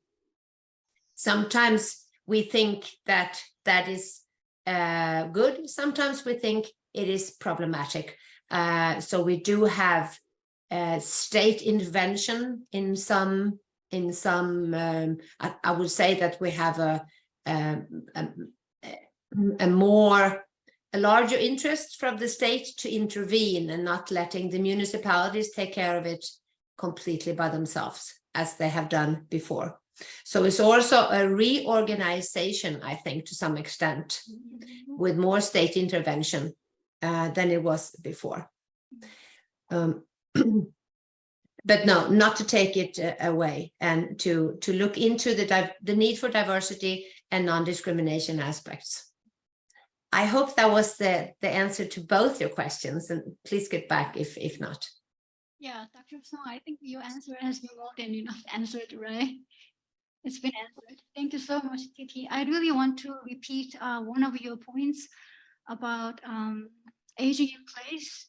Aging in place should not be applicable universally for everybody. For some group of people, aging in place should be the best option. For some others, it could be just stuck in place. For them, there should be some other housing arrangement, I think. So I really want to repeat that point. Once again, I'm scanning the room if we have some questions from the floor. If not, then I will go to the Zoom. All right. On my screen, there are 20-something participants other than our three speakers. If you have some questions from those who are joining us online, please raise your hand. Then I will state your name and unmute yourself and ask your questions, please. I don't think we are going to use a chat box. So let me scroll down the window. If we have some questions, so far, no. Let me wait like 5 seconds. Don't be shy. All right, let me get back to the floor and to see if we have some questions from the floor. It sounds like we are in the meeting session. Once, yes, please.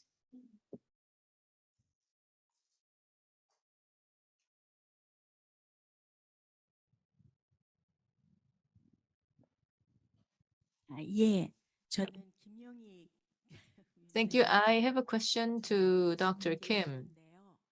워낙에 이제 의료보험공단 이사장 하실 때부터 Now, of course, community care의 when you were 필요성을 the 그 chair 하셨고 of the 정부가 모델 National 사업을 Health Insurance, you espouse for community care. And I'm sure that you have also wielded quite a lot of influence in encouraging the government to organize community care. And now you have created this group called Doldom-Mirae Foundation, and I'm sure that you are engaging in various activities. But now, due to the time constraint, not sure how many details that you can give, but then I would like to know more about the activities and the programs that your foundation engages in. And also there are, so I'm sure you have also listened to the practices and the policies about aging in place in other countries. Now, for us to promote aging in place in Korea, what do you believe are the prerequisites?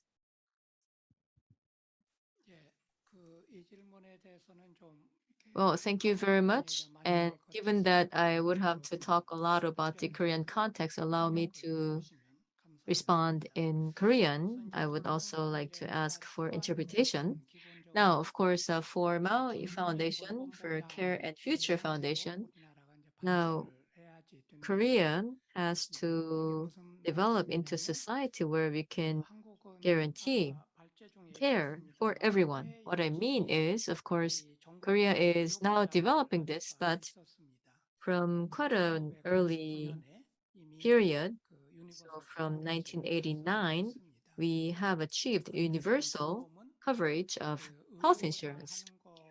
But for care is, I would say, as important as health insurance, given the Korean context, but we are not there yet. So on one hand, we have to form public opinion.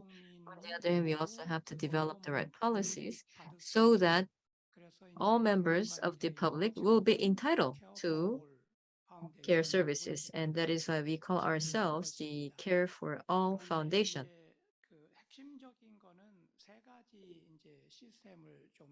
Now, what is at its heart is we need to have 3 systems. First is we need to combine welfare and health elements and offer frequent visitations. That's the first thing. Second is to create many more daycare centers. And third, now what is at the basis of aging in place is housing.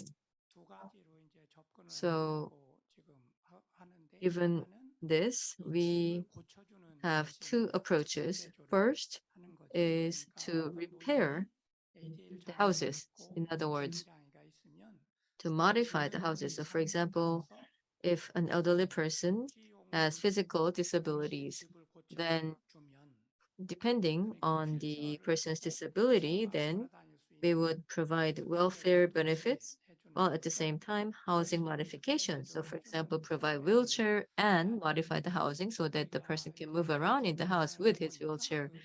So based on our estimation, about 2 million houses require modification. So I believe that we need to repair or modify 2 million houses. Second is we also need to provide supportive housing. So this is something that Sweden and other countries are doing already. For elderly persons, even if they were to move into apartments for single residents, but they also require some services, like for example, cooking or also common rooms and 24-hour monitoring so that if there is any emergency in the middle of the night, then the person would come to bring the elderly person to the hospital and so forth. So perhaps not to the extent of the other, let's say, Western developed countries, but we also need to come up with our own housing solutions for the elderly. Still, in Korea, we do not approach housing with the concept of welfare yet. But I believe that that also has to be incorporated into our policy making in the future. Again, for the elderly to achieve aging in place, then they need to have a housing that is safe and comfortable. And it is to this house that the doctors would make their visitations, as well as the caregivers and nurses as well. So we need to have such programs available to the elderly persons. And then also in the daytime, they can go to the daycare centers to promote their functions. So that is the kind of program that we are working for. And today we have listened to various programs in different countries, and Koreans are becoming more and more aware of such programs as well. So now the question is how we're going to adapt such programs in Korea, because obviously our situation is different from Singapore or Sweden or other countries. So what is now a challenge for us is to come up with the programs that would be right for Korea. Then I believe that could also be a benchmark for other countries like Taiwan or Japan or also Vietnam. We also have a Vietnamese colleague here, but so we can also have consultations or give implications to other countries as well. So we can work together with other members in Asia and other countries as we continue to develop our program. Excellent answers. Dr. Kim, I really need to talk to you because my research area is about supportive housing. So I really want to talk to you later after this session is over. And let me go over very super quick if we have some questions from the Zoom. Otherwise, I'm going to start to wrap it up to see if we have some additional questions from the floor. Actually, our audience in the floor are not that shy. I have many questions, written questions, so long, but I don't want to hold you forever. So I want to be very selective and ask 2 questions. So these 2 questions is for Dr. Yuen and Dr. Liu. Ready? And actually, this written question is so long. So let me take a liberty of cutting short so that it can be delivered to you. So the first question is for Dr. Sabrina. I will read out the question to you in short sentences. With regard to go-to points, what specific services or resources do these points provide to individuals with dementia and their families? How are these services coordinated and integrated with existing healthcare and social support systems? Oh, okay. So I think the go-to point, apart from being the just like a touch point for people who get lost, okay, and reunite with their family member. And other important thing is to provide sometimes the information that they need. So it can be some respite care services. So for example, like when caregivers feel very tired and really need to have a short break. So where else, okay, they can just like bring, okay, to people with dementia so that a caregiver can get rest, or whether there is possible daycare centers or other support groups, okay, for people with dementia and their caregiver to get some support, something like that. So so Go to Pond right now, they have that very strict office hour, just like from 8:30 to 5:30. But sometimes you know that when people go missing, so they can be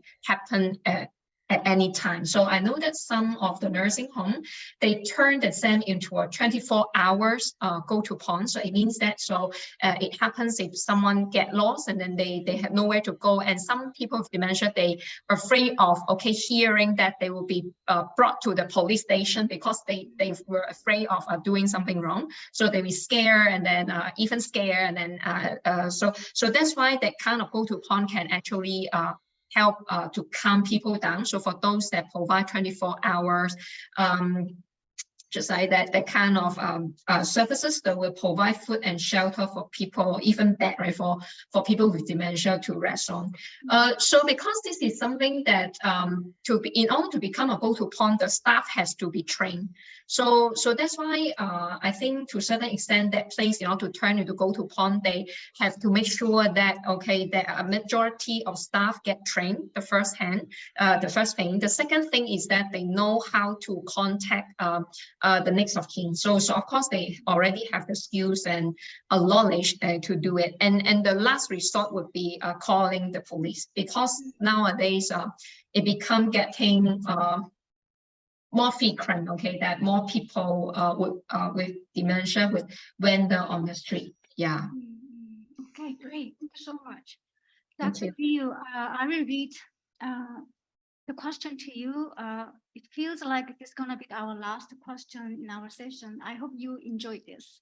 So this question reads, locational appropriateness is mentioned as a factor to consider in the context of active aging policies.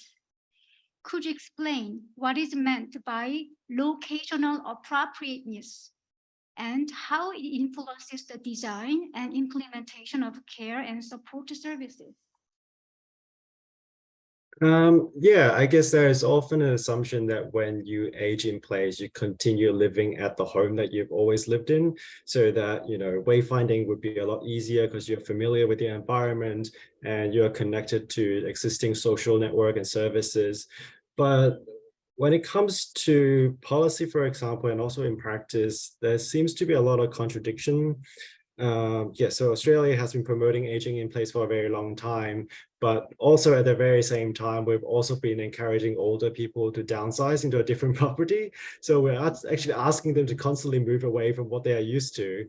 The downside of their assumption is that when we did a project on this quite a few years ago now, we asked people, you know, whether they wanted to, and if they wanted to, and why didn't they? Most of the people said that, well, you know, yes, I probably would have preferred something smaller, but I couldn't find anything appropriate within the local area that I can actually afford. So why would I sell the house for the same price and then purchase something much, much smaller in an apartment for the same price? Because I don't get anything out of it in terms of, you know, releasing equity that I can use for services, for example. And so in a lot of the cases, when they do downsize, they move away from those kind of things, you know, existing networks, existing services. And so that's part of what I mean by locational appropriateness, that, you know, they just can't find the right options within the places that they need. In kind of housing design, for example, there's also a lot of assumption that, oh, if you downsize, then you would only need 2 bedrooms. But we also know that when people retire, they spend a lot more time at home. And a project that my colleague, Professor Brewster, has done was that when you do that, you actually require more room within a home because you might need a hobby home, or that you actually don't want to spend 24 hours with your partner, so you need your own separate offices.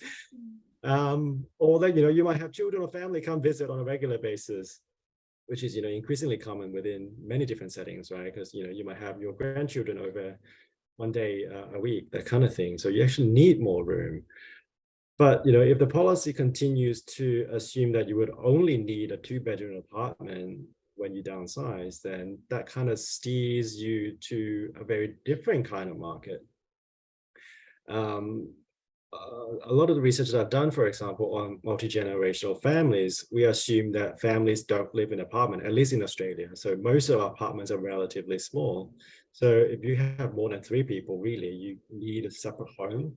And unless you have millions of dollars, you can't really afford to live within this well-serviced parts of the city. You live kind of in the outer edges, in what we call the greenfield developments, you know, where there was nothing but farmland beforehand. The assumption of market is that most people that will live in or buy into that area would be young families. So all the local facilities are like swing sets or, you know, childcare center. But, you know, that's not something that an older person might want. I mean, yeah, they can sit on a swing, but, you know, they're not going to be using a childcare center on a daily basis. And so what we found then was that if they can't drive or choose not to drive, then there's nothing for them locally. They need to spend hours on public transport in order to get some kind of service. Or what was quite likely the case was that they would stay home most of the time while the rest of the family goes out to work. We've come across a lot of families where they talk about, yeah, we live together, but our main form of communication is email because they're always out working. And so we're just always puzzled, like, oh, then what is the actual point of living together if you're only communicating via email on a daily basis?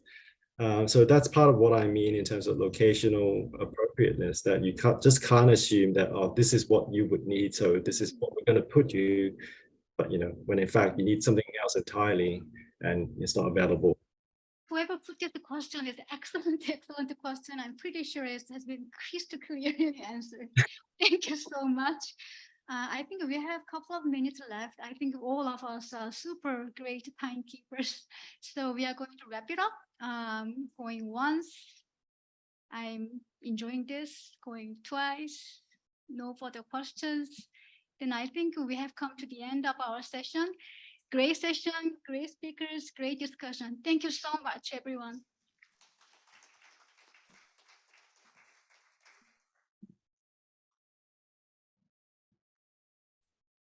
Right, thank you. See you Thank all later. so much, our speakers and moderator. Please give them a big hand again, please. Thank you. Thanks to their presentation, we were able to have a chance to think deeply about aging in place and like core values and reality and the future challenges as well. And I'm pretty sure we have a common understanding that we should work on improving social infrastructure and policy and forming a social consensus. Thank you very much.